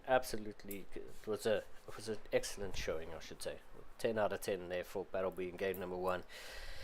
Yeah, I mean, kind of, that's just how it goes. Like I said, Bjorn did the little cheese to get onto match points in game number 2, but I think it was just about continuing that, or in game number 2, continuing that momentum going into what could have been the last map and what turned out to be the last map. But kudos to Battleby, man. He showed up, and he showed up, and Bjorn's no pushover. We saw that in game number 1, and hey, dude, congrats to Bjorn for winning again, but, huge shout out to Battleby for showing up the way he did, and, I look forward to seeing more of Battleby in the tournament. I think he will be, and I'll try and speak with him about that. I think he's probably going to be a bit upset spaghetti over that, but hey, you win some, you lose some, and that's the end of it, and that's fine, but at least he turned up. We did his best, he brought it to the finals. Ladder Legends were brought to the finals against Bjorn. I mean... If you're going to lose against someone, I wouldn't mind losing to Bjorn. Yeah. No, exactly. No, 100%. Well, thank you so much, Jono, for having me on your stream. It's been fantastic, and thank you again for letting us promote Baby Pass through your sponsor and Ladder Legends, the co-sponsor. We really, really appreciate that. It's been fantastic. It's been a lot of fun, and I'm sure me and you will do this again and again and again as the CSO tournaments roll on. Yeah, for sure, man. It's been an absolute pleasure, always is, and yeah, once again, thanks to you for helping to keep this going, I should say, and I mean, we look forward to all the tournaments to come. Thanks for getting the likes of Battleby to come in and really turn the whole thing up on its head, man. Showing such great games and showing such great composure.